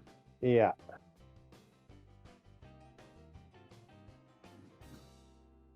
Heck, Mark would have probably heard of some of them through his restaurant business connections. Oh yeah. Actually, 1926. Oh, it's when the You're a stars year started off. coming out. Yeah. you're So a year. next year. Next year you'll get Michelin stars. If Yeah. you make it next year. Ooh, that's Ooh. scary. Go ahead and Mark, sorry. Go ahead and just do a, let's say, intelligence check, which 17. yeah, you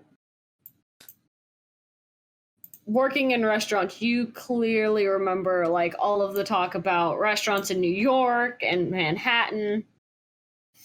And you recall that one of them is either close by to your hotel or may even be inside of your hotel or like one of the neighboring hotels. Okay, so I relay that information to Fred and let him choose what he's thinking. He just wants to eat the good stuff. So But you know the area of Manhattan that you guys are staying in right now, the food is pretty good. Nathan, I need you to go to this fancy restaurant, sit down, and then pull like alligator jerky out of your bag and just eat that. Don't order any actual food. Goodness. Okay. No, the alligator Be a jerky's Florida just my man. side. I am going to say real quick, since everyone is slowly traveling and everyone will slowly be converging, that this will be a good spot to take a 10-15 minute break so everyone can get any snacks, go to the bathroom, do all the things they need to. And we will meet back here for the other leg of our adventure tonight. Tonight is a lot of build up, so Mystery Looking is forward. afoot. Mystery. we will see you soon. Bye. Bye.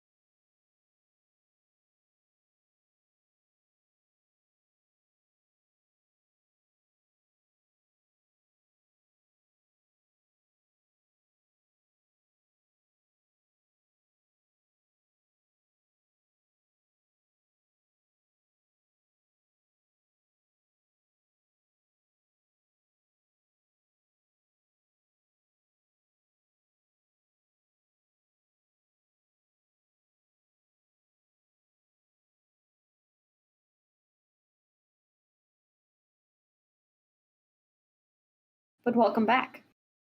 Also known as Um, man-made technical difficulties. Also known as Nathan. Aw. Way to throw him under the bus.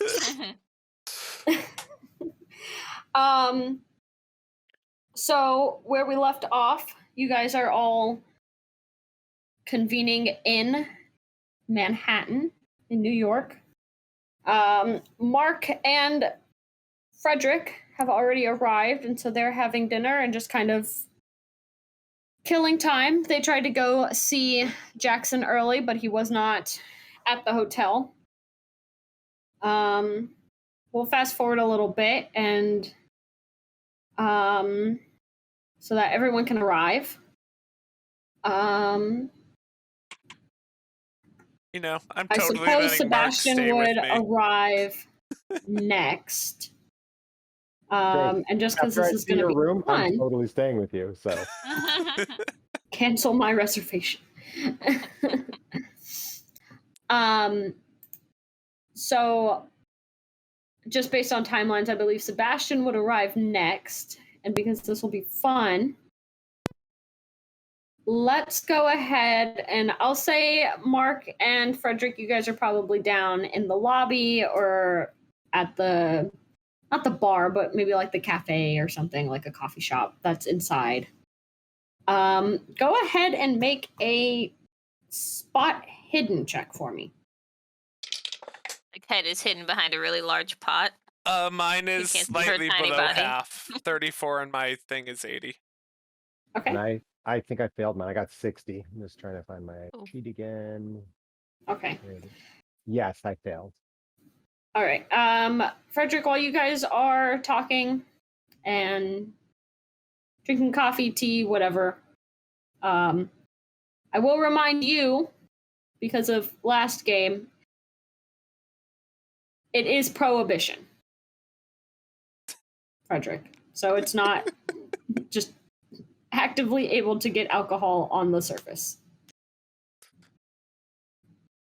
But you see a very familiar looking gentleman at the lobby counter to the hotel. Hey, and I pat Matt's shoulder. It's the doctor guy. So I look over. What do you mean you lost my reservation?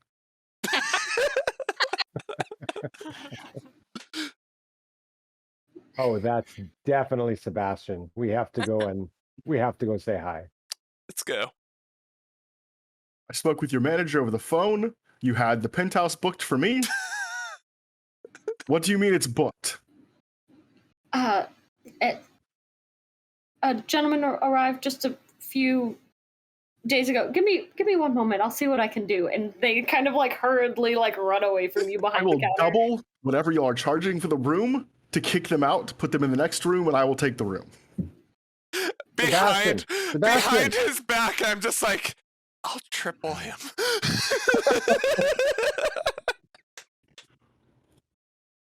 Oh my god. Like, not saying As- anything, just trying to be like disgrace. Like, no. Okay. Sebastian, you hear a vaguely familiar voice calling your name.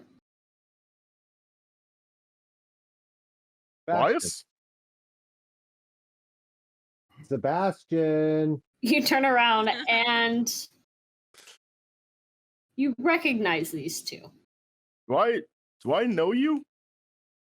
Yeah, we're your fellow dreamwalkers. Hello.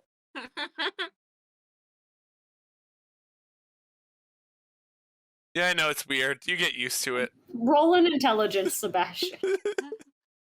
He's like, oh god, I've been drugged. Yes.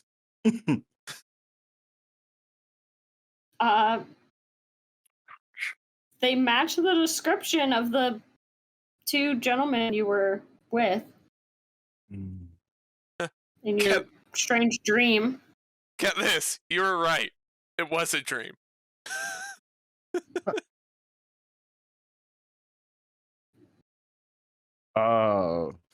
Yeah, I look the same, but I look a lot cleaner. Okay. Was I the one that had the drink? I haven't seen any drinks in this place yet. Pat, were you saying that I had a drink? No, you would have been checking in for your room when they noticed you. They were at like the cafe. I was like, if I have a drink, we're just down in the damn thing. Yeah, it is the 1920s, so there is no active bar like in the hotel. Oh.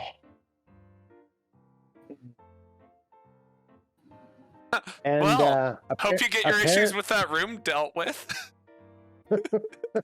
Yeah, they lost my reservation and somebody else managed to book my hotel room. That must suck. We have no idea who that could be. Anyway, back up.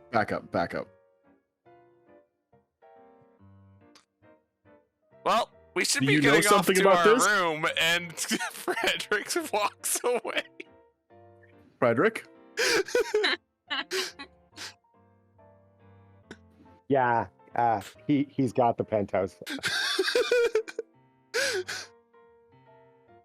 But he offered for me to stay with him, so I'm sure you could stay with us too.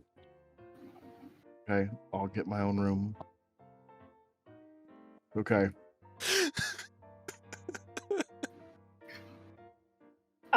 The hotel manager comes back out and they basically tell you that the best they can do is like the next step down from the penthouse. So you'd be 9th floor. But they will give you a discount on it because they lost your reservation. That's acceptable. So it'll be like you'll save like 50 cents a day. I'll say they give it to you for 5.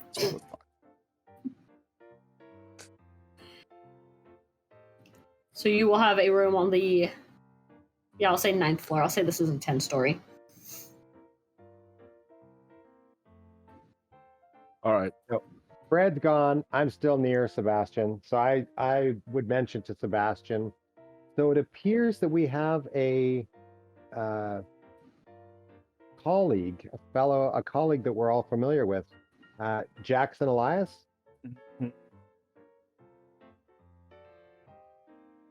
Oh, crazy coincidence. When I see Mark stayed behind, I make my way back. Like, oh man. Well, I take it you know Jackson Elias as well. Oh, great friends. Known him forever. Yeah, same with me. Same with Frederick. Frederick knows him too. We enjoy debunking things. So far, you've arrived. Frederick's arrived. I'm here. I imagine Stubby's gonna show up. Before the 15th, Hackette's gonna show up. So we have a day or two to kind of chat and figure things out a little bit. Oh, also, Frederick and I popped over to the Chelsea already to check and see if Elias or Jackson was in, and he was not in his room. He wasn't there. Doesn't surprise me. He's probably out working on a book or exploring, cavalrying. Yeah, his room was a bit of a mess, but that's to be expected with the way he is. Yeah, it's Jackson. We figured he was probably out getting things ready for the big meeting, so we didn't think anything of it. We just came back and had a really good meal, one of the best I've ever had. Well, that's good. Glad that y'all could get some good fine dining out here. Kat, when traveling, how bougie would you say you are? Not very. I mean, enough so that it's like a neat personal space for myself, but nothing fancy. Okay. Would you say you are normally polite and kind with like baggage handlers and things like that during traveling? Yeah, I mean, like not like super, hey, how's your day going, but like polite. Okay. like not overly familiar. While you guys are standing there and talking, you kind of hear like something fell, and you kind of glance over, and it looks like the bellhop has like dropped someone's luggage while trying to like load it up for them. Kat, how would you react to that? Gentle, if you please. It's come a long way. Hey, Kinda Stubby! like, I yell at.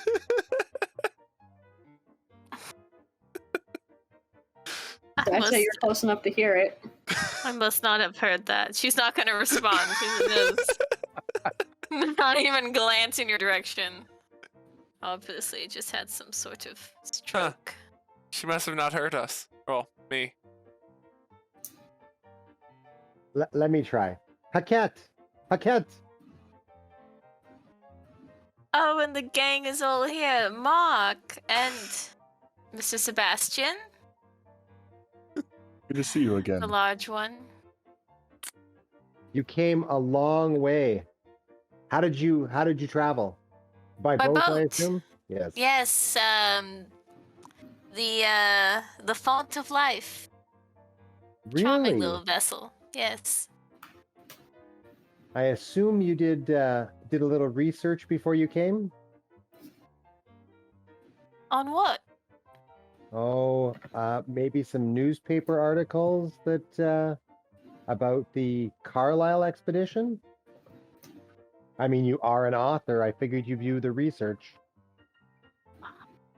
See, we've known each other for such a short time, and you know me so well, Mark. I did interview a few people on the ship. I suppose we're all here for the same reason. You know Jackson? Oh, yes, right. We get into wonderful arguments. He doesn't like the stories about the Nile that I love to tell. Well, it seems that we have a acquaintance that we all know who's invited us here. So, welcome to the gang. Welcome back to the gang. Suppose you believe we all met before, Mr. Sebastian?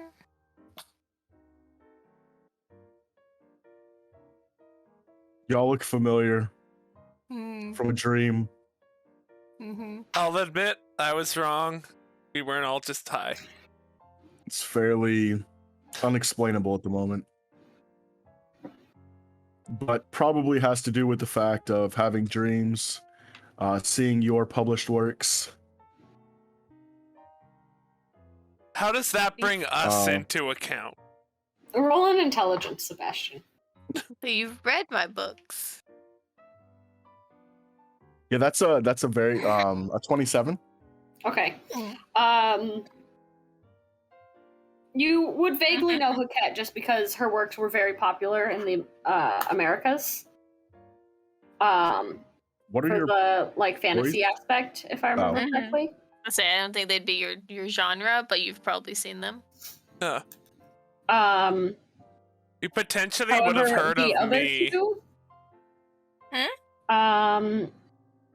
There would have been potential of heard of me about the find I made, which made me wealthy. Was it in Egypt? Or was I it don't know. just I haven't put that much Um, thought into it. the other two don't ring a whole lot of bells.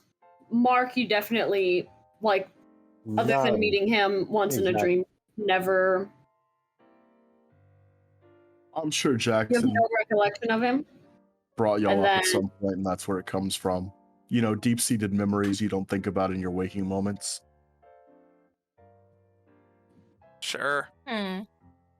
Jackson did give me a copy of one of your books before, Haket. It's very good. Not really my style, but Thank you.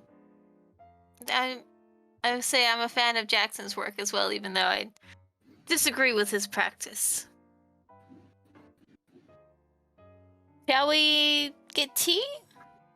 so you're gonna try to rope Harry into this too? Perry? Harry. He likes Harry. debunking things too. Wait, I'm sorry. Who's Harry? Houdini? Oh shit! You're Cat didn't say that. You're right. You're right. He did love debunking stuff. He traveled with what's his face. I just feel like it's very hope not. It's very invasive if other people want to believe something. Even if it's a cruel god, they should be able to. Hopefully, Elias didn't try to get him involved in this. Do you know Mr. Houdini? I've seen him once or twice, but I know that he debunks things and runs in similar circles as Elias, so. I've heard he can take several extreme blows to the abdomen and not feel a thing. This is true. You know, one time I got to punch him. I got Really? to punch him at a show. As an ex-boxer, he called for me to come up, and yeah, he can take a blow, I'll tell you. Pretty impressive. Had no idea you had such prowess. Well, I'm old now, but in my younger days. So has anyone spoken to Jackson since the 4th? Just on the phone? Haven't heard from him. No, we just went to try and see him, but that's the only time. These two apparently got into his room, said it's a mess as usual. Hey, Oh, did I you was find never in his anything? room. Did you Just- take anything? No, just poked my head in to see if he was okay. Oh, That phone you call should have kinda- switched all his shirts around. That phone call kind of spooked me, so I was Yeah. concerned about him. Something definitely is not right. He did seem upset, but it's an expedition where quite a lot of people died, so maybe he knew them. It was more than that. I mean, that was a long time ago. I don't think he would stay spooked for 6 years or 5 Unless years. the killer is still out there and he got too close. Ooh. Well, hopefully all of our questions will be answered tomorrow when we get to see him. Or evening. There's a whole day and a half to spend in. I haven't been in New York City in a very long time. Well, Fred and I know an amazing restaurant if you need to eat. Go to the theater. Yeah, you guys have the next about a day and a half to just do whatever you guys would like, pick up anything that you would need, things along those lines. I mean, you're a rather influential socialite, I could say. We can get Could you- tickets. You could always try to see Miss Carlyle if you're really curious. She's in New York, you said? I Mhm. believe her family lives here in the article. Yeah, we can see if we can talk to her. I don't know how much pull you have. I hear she's very wealthy. We probably travel in some of the same circles. I don't live in New York. I live in Massachusetts. Not one of those American states I hear much of. Small. Has a fairly good medical populace. Fairly up and coming hospital that seems to be doing pretty well down there. I do some of my surgeries there. But we should be able to see if we can get Carlyle. Think it'd be interesting. I'll see if we can borrow a phone from the hotel and get somebody to give her a call. Approach the hotel at the front desk and see if there's a phone that we can use. They'll point you in the direction. There's kind of like they have like an indoor like payphone thing kind of set up to the side. Okay. I'll go pull up the payphone and ask the switchboarders so they can put me in touch with Erica Carlyle. That this is Dr. Harkness. Yes, sir. One moment. And they're going to patch you through. Do, do, do, do. Which is also a very well-known, or maybe well-known, but it also is also a very rich family as well. Mm-hmm. Your family?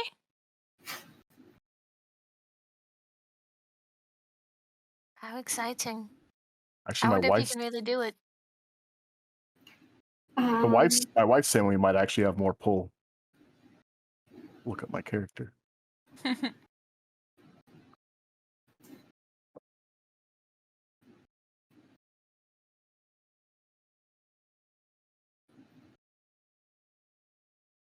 This is Bradley Gray, partner at law. How can I help you? Yes, Mr. Gray. This is Sebastian Harkness. I was hoping to speak with Miss Erica. And what would be the reason of your request of Miss Carlyle? I'm in town. Was hoping to maybe see if she wanted to grab a drink, dinner, go to the theater, just as friends and acquaintances. Miss Carlyle is a busy woman. Is there a... I was hoping to talk with her a little bit about what happened with her brother.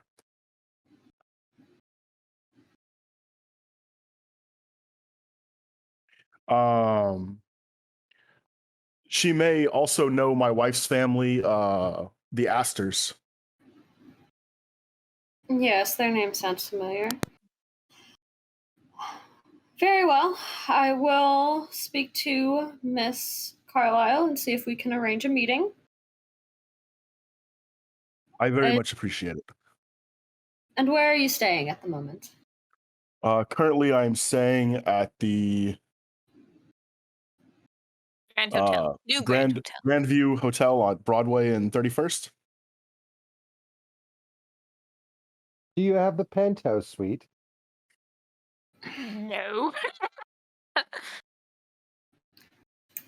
Very well. The Grand Hotel at Broadway. And you said it was Sebastian Harkness. Harkness, correct? Correct. And my wife was Josephine Astor.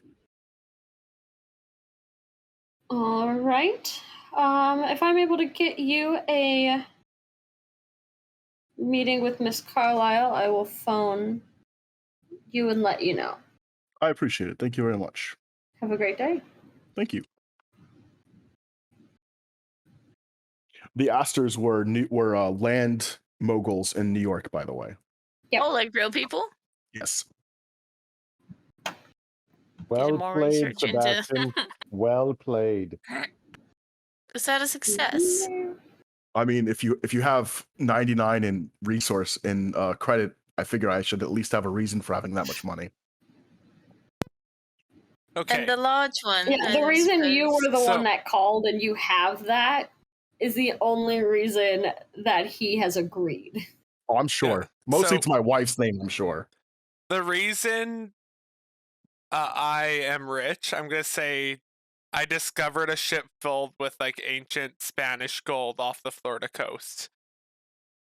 Okay. Curse I will gold. accept it. Nice. I don't know. That probably would have been very big news across the world. I would say so.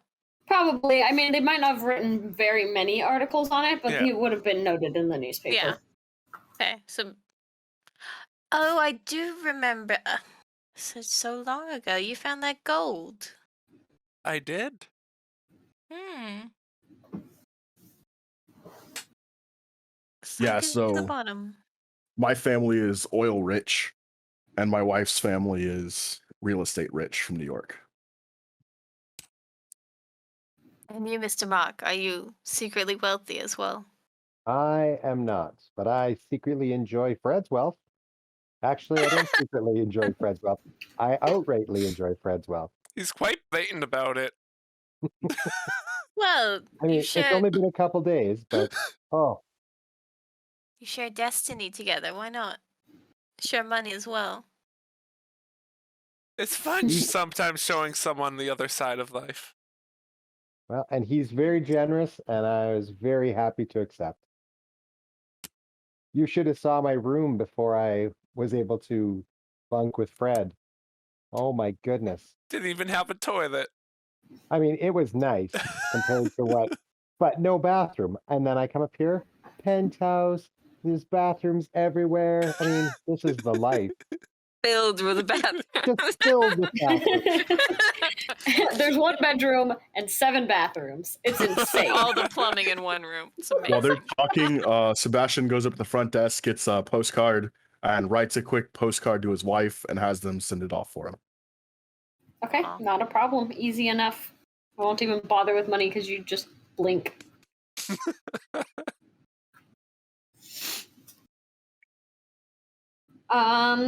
Okay, is there anything else that you guys would like to do? Go pick up anything like that before we get to your intended meeting time. I've never played this game before. Are there items we should have?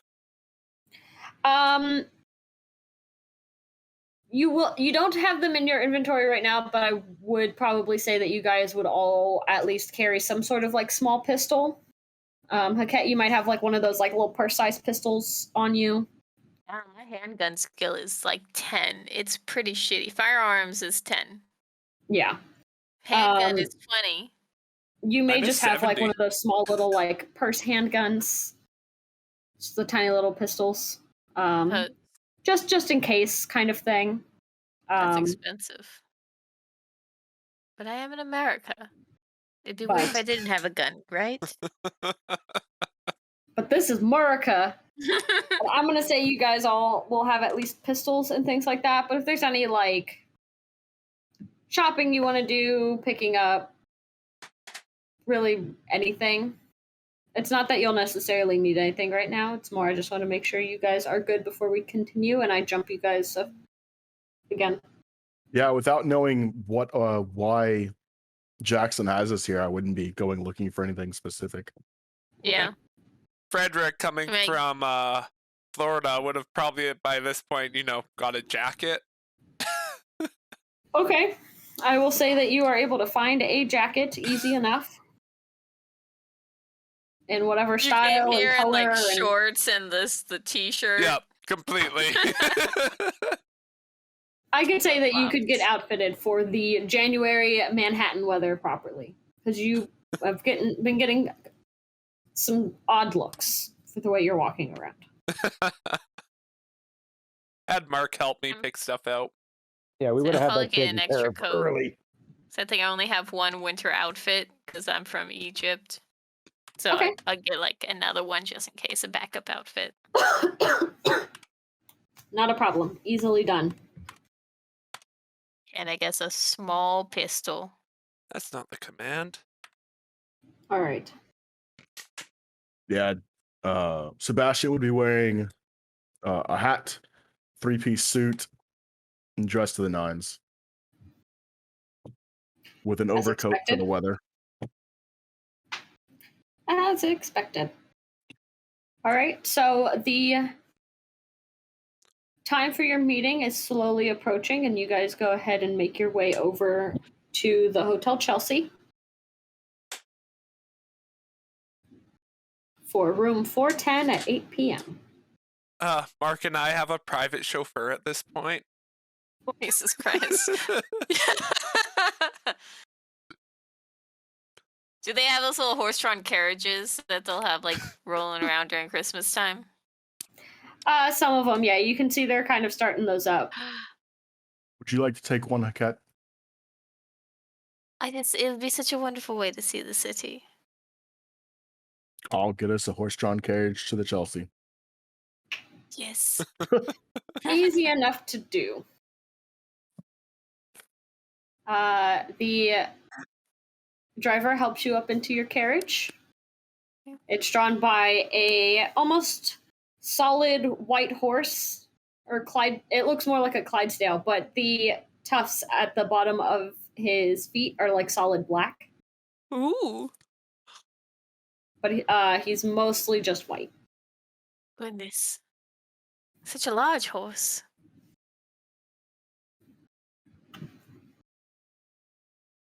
See. If you would take us to the Chelsea, my good man.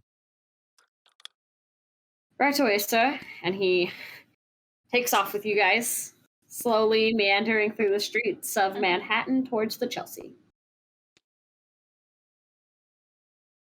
And since Absolutely it's stunning.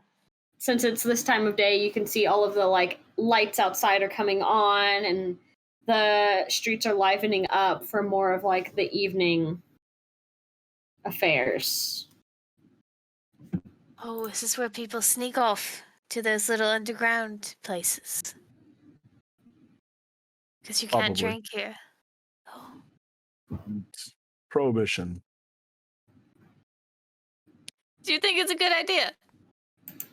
No. But alcohol does make people do very terrible things. I suppose. With enough of it. Makes people very happy as well. A lot of people don't know how to control the temptation. So you're going to take away every temptation. Most of them are illegal. We should find one of these little clubs. I'd love to see one. I'm sure that would not be too hard to find. I'm sure they exist in every city in the US.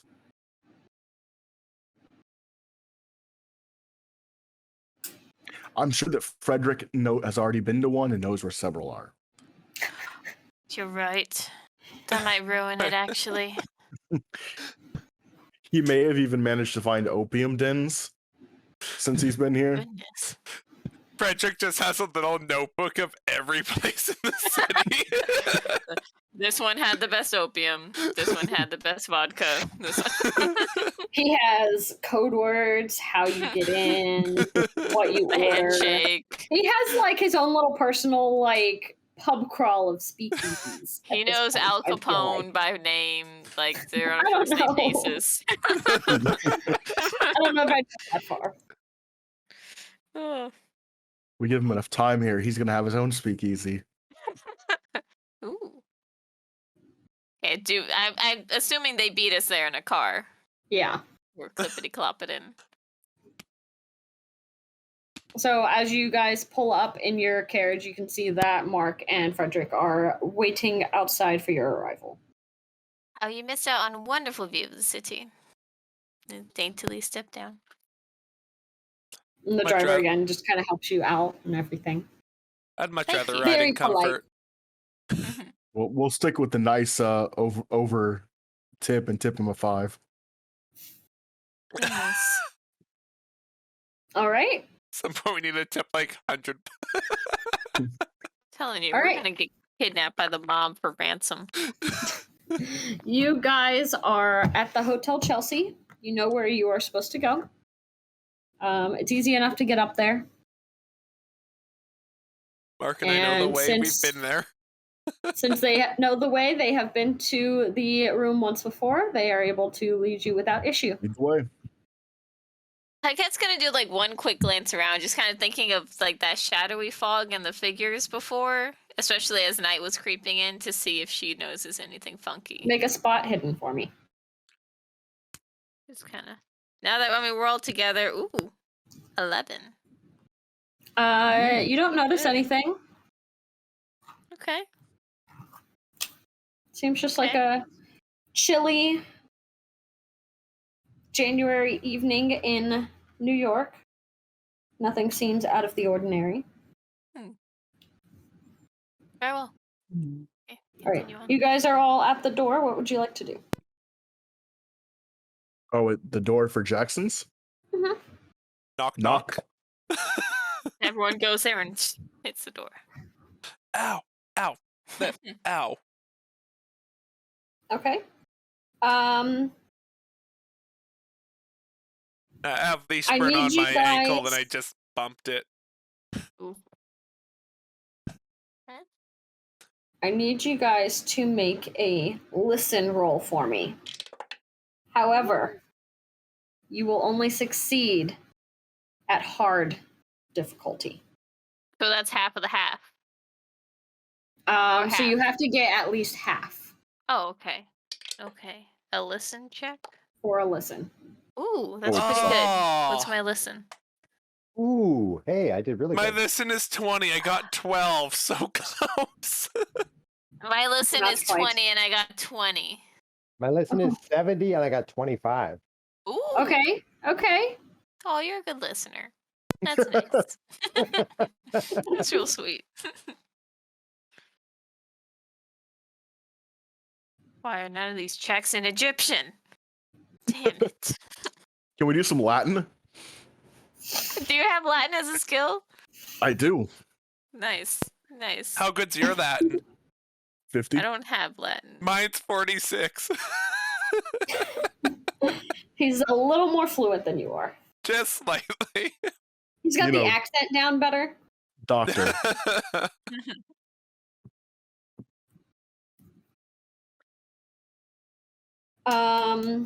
So I take it Mark was the only one that succeeded on the listen check. Okay, the rest of you don't hear anything. But Mark, you hear what almost sounds like the closest thing you can describe it to is like a scream, but it sounds breathless. And you do hear a little bit of like rustling and moving around. We've already knocked, and then we hear this. Yes. Okay. I think I would knock with more gusto. It's And okay, see it. Mark. I think he knows we're here. Give him a second. No, You don't heard hear something. anything this time. Okay, we need to go in, so I try and open the door. You I just guys did stand lock back. it before you left. We did Last lock it time. before we left, and it's still Yeah. locked. Yes. I Fred. pick the lock again. It's a 38 Locksmith, of 40, please. 38 of 46. I'm good. Okay. You are able to open the door without issue. Okay, this Ah. time I don't just poke my head in. I go in. Oh, goodness. The man might be changing. And a rapscallion at it. Oh, it didn't sound like a person changing. It sounded like I don't know what it sounded like. And then I'm in. Okay. You Oh, Bust. Jackson. open the door. And Mark, since you're the first one to go in, you see a familiar person laying across the bed. Intestines ripped out. And you can see 3 gentlemen kind of freeze for a second. And then they start to scramble and gather things and are starting to try and get out of the room. I get, Do like, we all back see to this, or oh is my it just God. him? He would see it first, but you guys would see it not I pull my long pistol. after. I'm gonna call down the hall like, there's been a murder! I Help! run to Jackson to see if there's anything that I can do.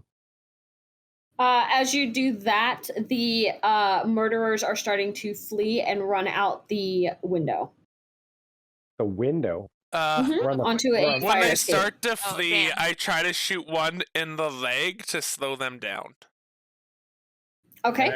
And I would be trying to grapple with whoever I could get a hold of. All right. I'm So calling I for help. guess we will start a little bit of a chase scene. I guess I'll do a medicine check to see if there's any way of saving Jackson. Yep, go ahead. Frederick, go ahead and do a. I'm assuming this is with your pistol. Go ahead and do a handgun for me. That's 35, which is exactly half. Okay. I roll an 84 and succeed on medicine. He has no pulse. Chest compressions. It looks like his stomach and like just torso area has been ripped open, and his intestines are now kind of on the outside of his body. I pull out a pen and I will jot down time of death on his palm Okay. or estimated time of death. You do catch one of them a little bit lower than you were hoping to, because you were going for like the leg, right? Yep. You kind of get them more like in the lower calf area because they're like climbing out onto the fire escape as you fire off a shot. But the one is slowed now that he has a wound in his leg and they're trying to escape. And they're all kind of scrambling out onto this fire escape. Do they have like masks on, or like do we get a good look at them? Like obviously we would have got a good look at them, right? You would have gotten a decent look at them. One of them, two of them look African American. One of them is white. They are all in shabby suits, and they have these really kind of repulsive looking headpieces. With a strip of red flannel attached to it. The masks kind of look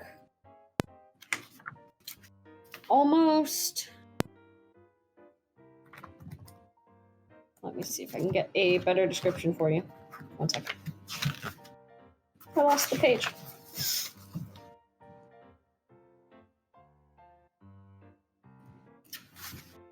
While they're doing that, Sebastian is closing. It almost looks like skin on the mask. Weird. The best way I can describe it. Okay, so I'm imagining that after Fred shoots the guy, that slower guy would be the one I would try and grab.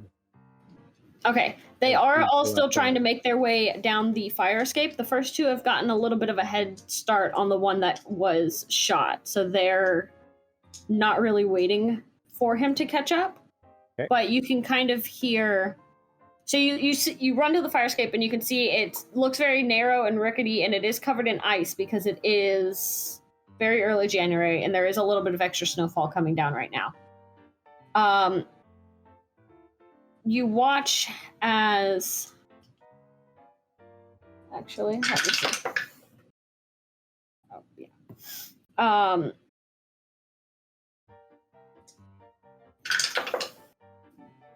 The first one slides right down the ladder without issue. The second one kind of stumbles and he ends up kind of just falling off. Like he gets about halfway down and he ends up just falling off the ladder and he scrambles up. And then the third one isn't quite to the ladder yet, so you do have a chance to try and grab him if you'd like. Okay, yeah, so I'm going to try and get a hold of him. What would you like me to roll? Go ahead and roll. Let's do strength. Right. All right. And then just so I know, what is your size, Mark? I am 48. Small. On the smaller side. Middle Okay. of the road. You start to feel the fire escape kind of give a little bit, but it holds. Good thing I'm not out there. I rolled my strength is 57 and I rolled a 25. Okay. You are able to grab hold of him, but he is going to continue to try and kind of get away from you. So he's going to try and turn around and like, I'm going to say he's going to try and like kick at you. Okay. So let me see if he can even do that. I'm going to give him a disadvantage on this just because.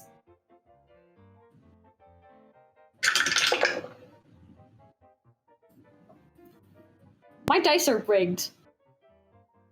I rolled all zeros twice. Nice. Twice?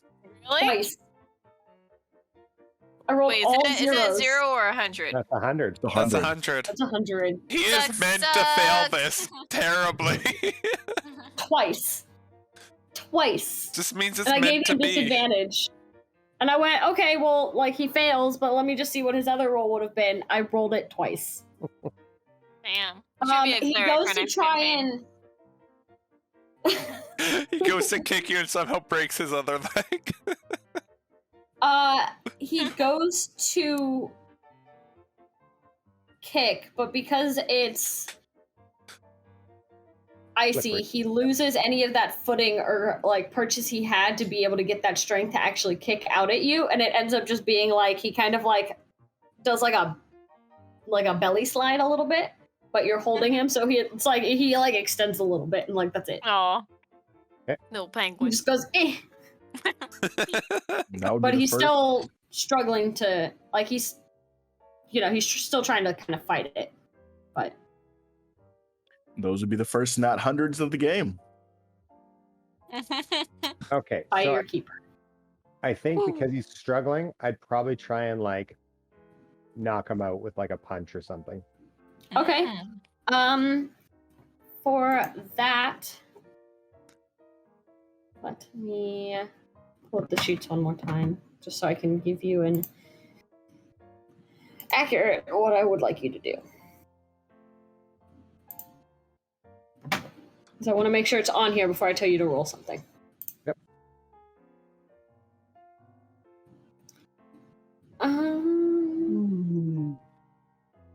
Hmm.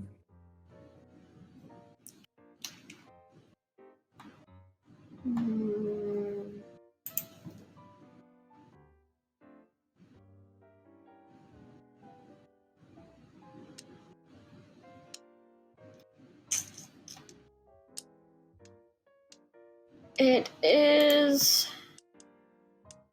not. Okay. Just go ahead and I guess we'll. Oh no, I'm sorry. Do a brawl check for me. It's going to be in that first column under fighting. Yeah, I got a 68, and my brawl is a 71. Ooh, very nice. Okay.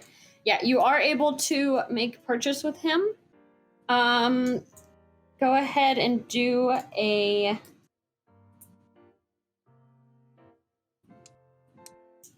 Make a strength check for me just to see how hard of a hit you are able to give. 35, strength is 57. Okay, yeah. He is definitely not fighting you as much. He definitely is. He felt it, Very but he's not knocked out. Yeah, he felt it. Yeah. He's discombobulated. But he's not, like, he's still conscious. He's just not putting up as much of a fight as he was before. I feel bad for this guy. Disorientated, natural 100 on his kick, shot in the leg. Why you shouldn't murder people? True. Yeah, this guy can't catch a break. Definitely not our friends. Yeah, I have nothing. Oh, I know what I'll do. I have my gun. I'm gonna pistol with him. If I can't punch him hard enough, I'm gonna try and hit him with the backside of the gun. I'll Okay. use this gun. That's right. I'll use it this way. Bonk. Yeah, do another brawl for me, just because I wouldn't consider that an actual handgun check. Oh, poor okay. guy. As long as But I will, roll because it, you're using your gun to try and cold cock him, I will. Well, what it's did you roll? 100. I rolled 100. You drop it off the ledge. It Oh falls my to the goodness. streets. Nope. I'm like, You it's hit gonna be yourself good. in the It's the first face. one's a 0. It's gonna be great. No. Yeah, you go to, and in the midst of fighting and just the adrenaline and everything, you are starting to just sweat a little bit because it's just, it's been a while since you've just been in a fight. So, these are like exercises and just like muscles that you don't use very often. And you pull your pistol and you go to cold cock him with it, but your hand is a little sweaty. So as you swing forward, the gun goes backwards and like clatters on the fire escape Yeah. a little ways away from you on the ice. It does the little spinny. Misfires Okay. and hits a construction worker across the street. Okay. Brett so is I'm just like holding- leaning out the window watching all of this happen, but like, I don't want to get involved. So I'm holding onto his leg with like one hand, right? And I'm trying to hit him with the gun with the other hand. So, and he's trying to kick at me. I don't know. I guess I'm going to try and jump on top of him. Then I've lost the gun. I can't let go of him. I'll try and get on top of him, like on his stomach. Is he face down or he's face up, right? I would say he's face down because he was running away from you. He got shot in the leg, and then as he was trying to go to get to the ladder, you kind of tackled him. Okay, so he's face down. What I'm going to do then, I'm going to jump on his back and try and like push his head onto the grating, like knock him out that way. That Make a strength check for me. Okay. Oh, it's going to be a success. 42. Mad says he should punch him in the balls. He is not moving. Yeah, he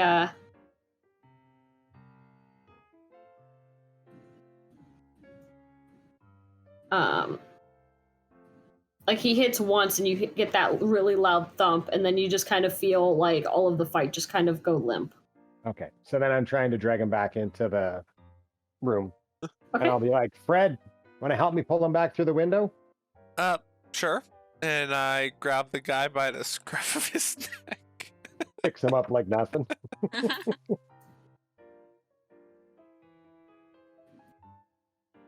Okay, as you guys are pulling him in, you can hear just off in the distance the squealing of wheels as they kind of burn out and finally get traction. Okay. When I notice that the guy they bring back in isn't moving, I'm gonna check his vitals. Has Do a anyone medicine. with Don't me worry. calling for help? I don't think he's dead. Not at the moment yet, no. Success, that's a 71. I'm just waiting. What is your he's medicine? alive. He's just knocked out. 95? I'm waiting for you to fail. Okay. Roll a 100. This man is also dead. Bury him immediately. While y'all deal with this, he's alive, unconscious. I'm gonna go downstairs and make sure they call the morgue. Sebastian, what should we do about that bullet wound where Fred shot him there? Anything? Is it okay or? How bad's the bullet wounds? The he's gonna bleed out? It's in his calf. I think he should be okay. I mean, Probably some towels in the it back. doesn't look like it hit anything like majorly vital, but Oh, should we just shove the gunshot towel wound into and the it is hole? bleeding. You should definitely do something to keep the blood from getting all over the place, but he'll live. Okay, so I run and grab some towels, throw them, kind of wrap it up a little bit, and then just put some towels around him. I can check his leg when I get back. I'm gonna go get the have them call the morgue for Jackson. I can't believe no one came. There's an actual murderer, and no one even stepped out of the room. go Americans are down- heartless. I'm gonna go downstairs and call the morgue, the mortician. And I'll go with him because I don't want to hang out with the body and the murderer. Okay. There's a phone in Jackson's room? Yes, there is. Okay. Oh, As a very important note, I'm gonna go wash my hands first. Noted. Smart. I think we'll probably call the police too. yes. I would Let me assume run that- to get the bellhop. I'm sure it stopped on this floor at some point. No, run I over. try to slap the murderer awake after he's restrained. I mean, it takes a while. No, take his mask off. I definitely take his mask off. Okay. He looks unconscious and bruised. Yeah, he's fine.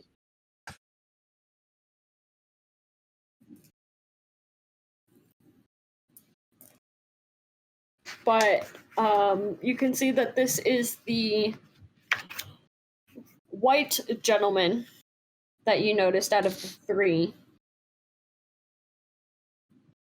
And then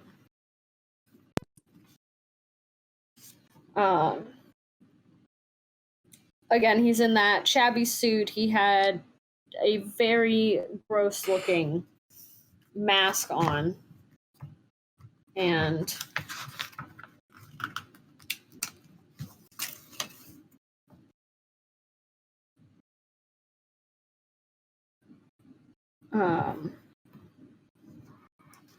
I mean, he doesn't look like medium build, medium height, nothing crazy, but still unconscious.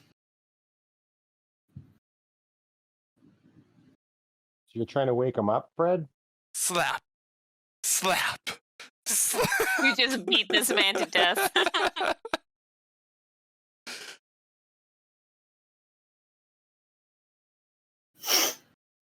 Yes, I'm trying to wake him up.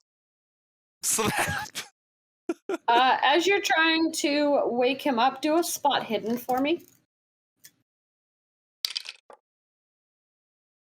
48, which isn't half, but What's a success? Yeah. As you're trying to wake him up, you kind of catch a glimpse of what looks like some papers, like shoved into a coat pocket. oh, and I pull them out and search the rest of him. Yeah, that might have been an idea the first before we woke him up.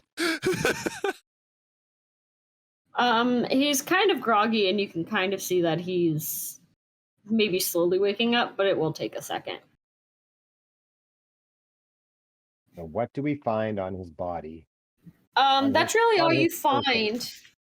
You do also find an odd-looking knife. I'm gonna keep that. Why is it Oop, odd it's looking? cursed. It's definitely not American make. Okay. It looks like some sort of throwing knife. And then you also find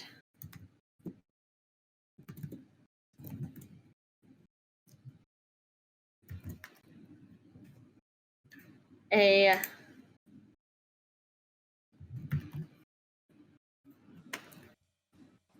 what looks almost like it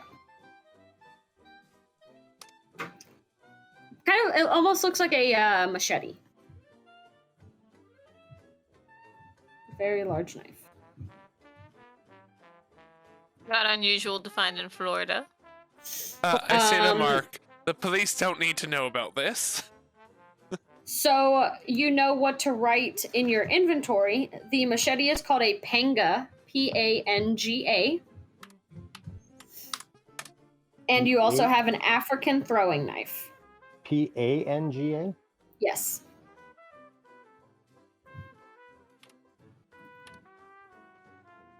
Is a bellhop there?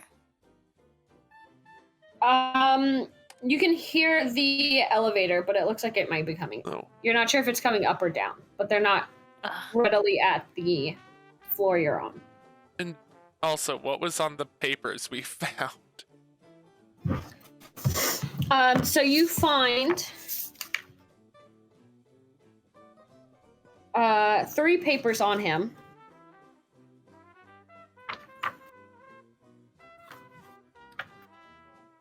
I call it a yellow.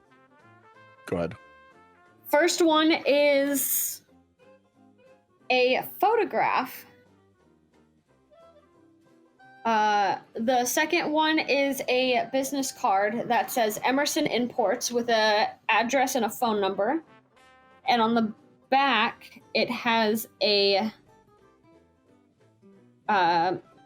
name signed on the back of the card. And it says Silas Wayne. W-A-N-E. Well, sorry, N''W-A-N-E. Wayne. No Wayne. And the last one is a letter from Harvard University dated November 7th, 1924 to Mr. Elias. And it says, "Dear Mr. Elias, the book about which you inquired is no longer in our collection. The information you seek may be found here in other volumes. If you will contact me upon arrival, I will be most happy to further assist you." Excuse me, bellhop. Please make your way to the floor 8. Post haste. Oh, you're on the phone. No, just yelling up the elevator shaft. Oh, You're on that floor works. 4, Or on 4th floor. because you're in room 410, Okay. I was thinking it was the 8th floor. I guess it's 8 o'clock. probably. head back to the room then. Okay. I'll You wait come for the back, you can bellhop. kind of see that he's waking up a little bit, and you see Frederick kind of thumbing through a handful of papers in his hand. Getting a closer look at the mask, could I do a history check to see if I know what it might Sure, be? go ahead.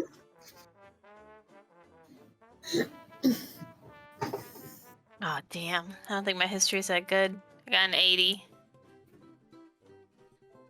Nope, 75! Damn, that was close. It looks familiar, but you can't place it. Hmm. Oh, poor Elias. Wait, I found a business card.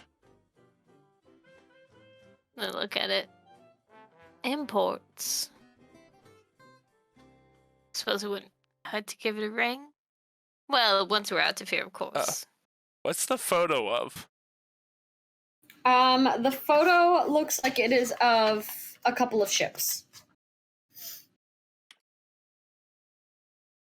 Big ships, little ships, sail ships. Names on the ships? It's hard to tell. You can only see part of the name on the ship, But but it starts with DAR. is the imports business on a dock likely? You are not sure. All you have is the address and the phone number. Probably. 'Cause if it's on a dock and these ships are there,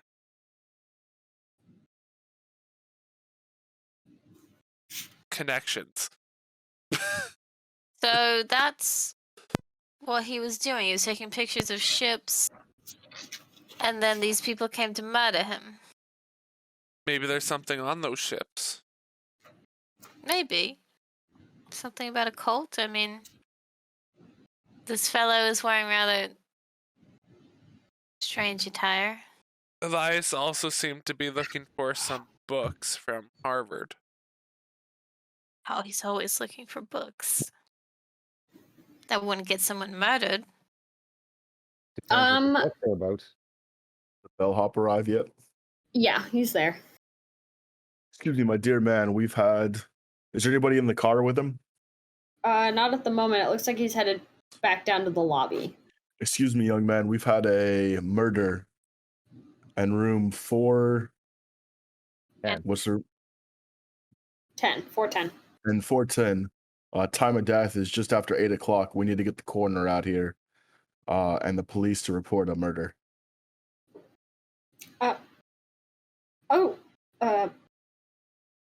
Very, very well, sir. You can tell them that Dr. Harkness estimated the time of death. After he killed him. Very well. I'll make sure the lobby is able to call the authorities. Thank you. I'm gonna get a closer look at Elias. Yeah, go ahead and make well, actually, you don't need a spot hidden for this. So his stomach is cut open and his intestines are out, but you notice on his forehead there is a symbol cut into his skin. Ooh. Do I recognize it? Make a history for me. Come on, dice. Come on, dice. 81. You need better dice. Change those dice.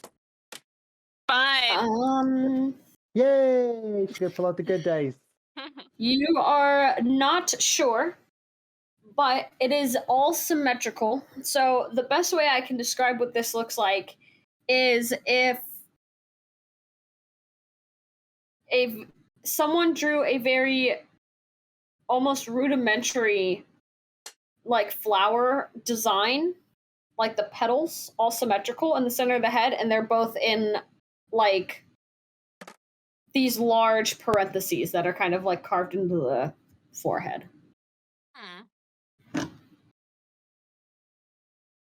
I'm gonna get a little notebook out and try to copy it as best I can.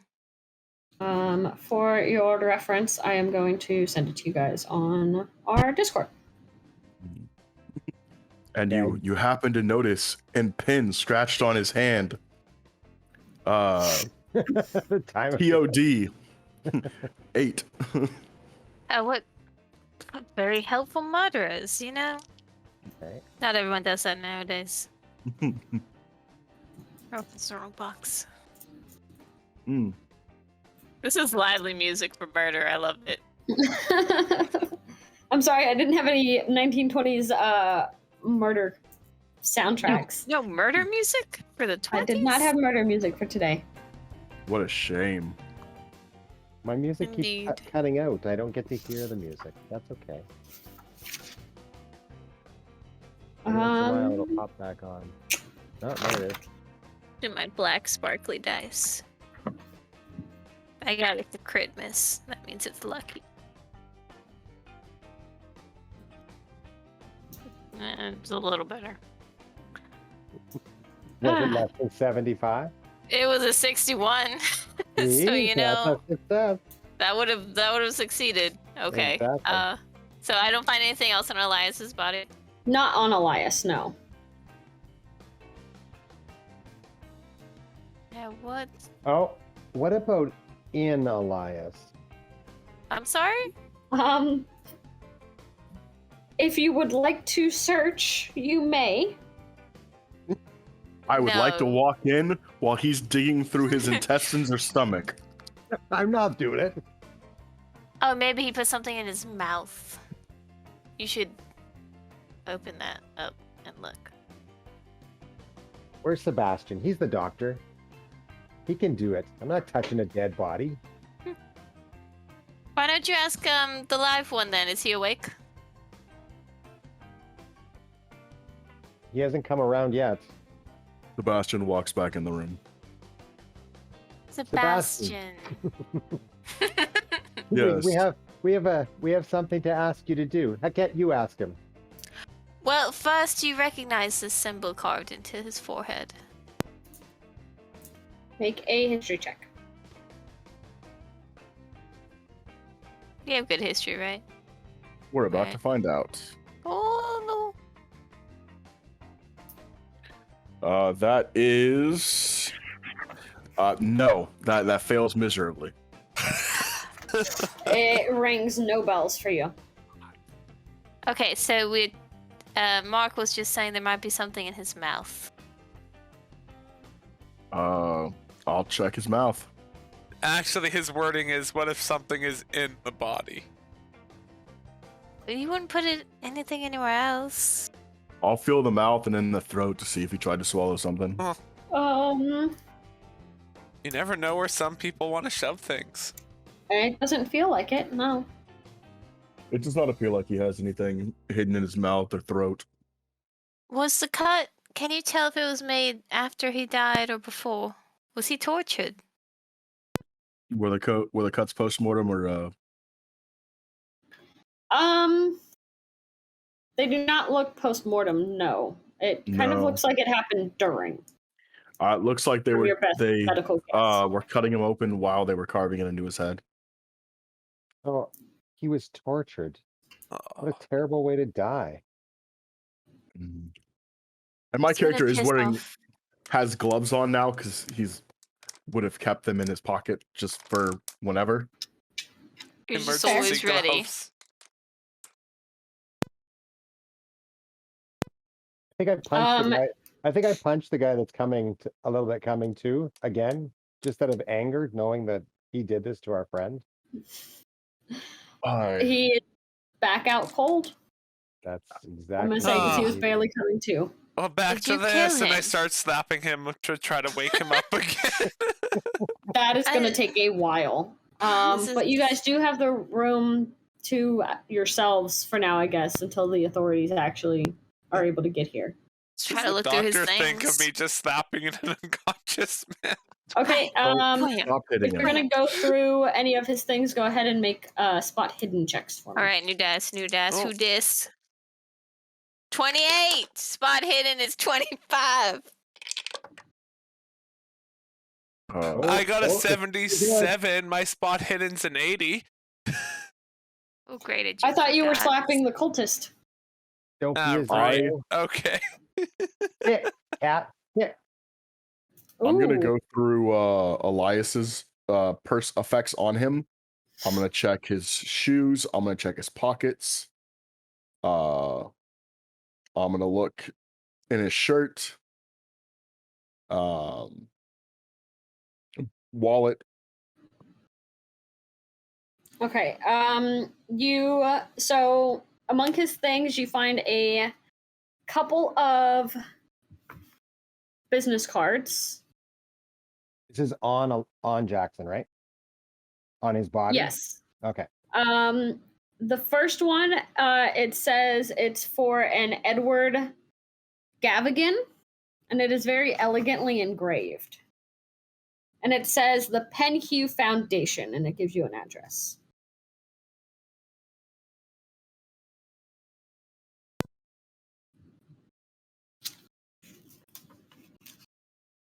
Okay. And then you see what is now the second copy of a business card for Emerson Imports.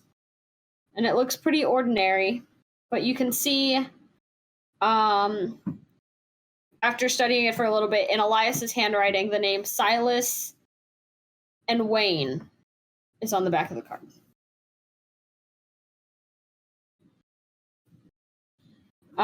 Going through his pockets and things like that, you do see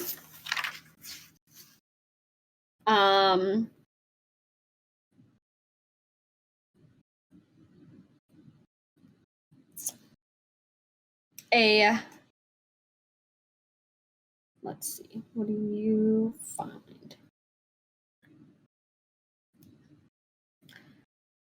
You see a flyer that says the Cult of Darkness in Polynesia and Southwest Pacific. 2-hour lecture with slides delivered by Professor Anthony Cowles, PhD. Schuyler Hall, New York University, 8 p.m. tonight only. Tonight. Yeah, it says tonight only. What was the name? Professor Anthony Cowles, Cowles.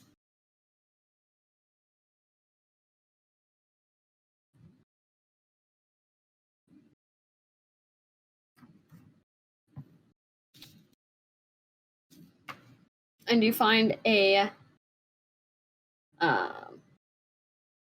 very fancily scrawled letter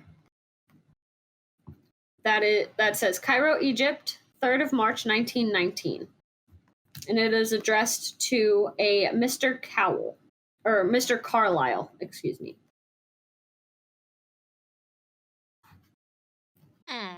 It says, Dear Mr. Carlyle, your lawyer informed me that you seek certain knowledge of this land and its distant past, and I believe I can aid you in this regard. Inquiries in the Old Quarter have identified one Faranz Najjar in the Street of Jackals, who claims to be in possession of singular curos, which he believes will be of great interest to you. He is prepared to part with these items if a suitable price can be agreed upon, and I shall endeavor to make sure the matters are arranged to your satisfaction. Yours, Warren Bassart.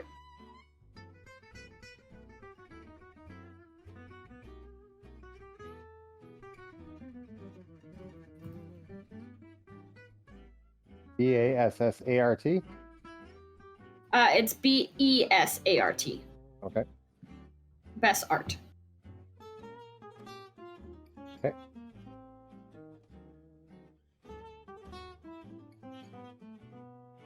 Those are the only things you find on him. What was Okay, the and date of then- the letter? The date of the letter was the 3rd of March from Cairo. 1919. Yes. Okay, so that was on his person. And what did we find, like Haket and I find when we were looking around the room? Around the room, you find a matchbook that says Stumbling Tiger Bar, 10 Lantern Street. But it is empty. Like you open it up and it's empty.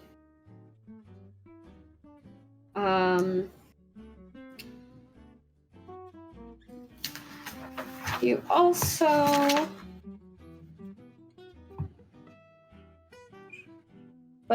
And then there is you find the envelope for the typewritten letter that you discovered on the gentleman that you guys have subdued.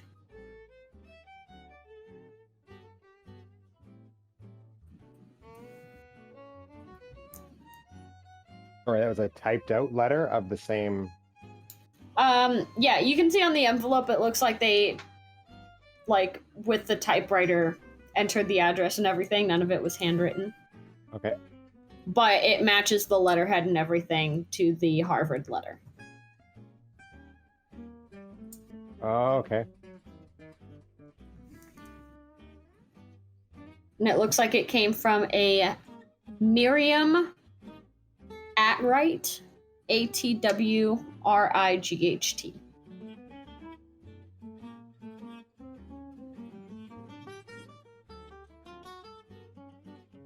And it's about this time that you guys start hearing the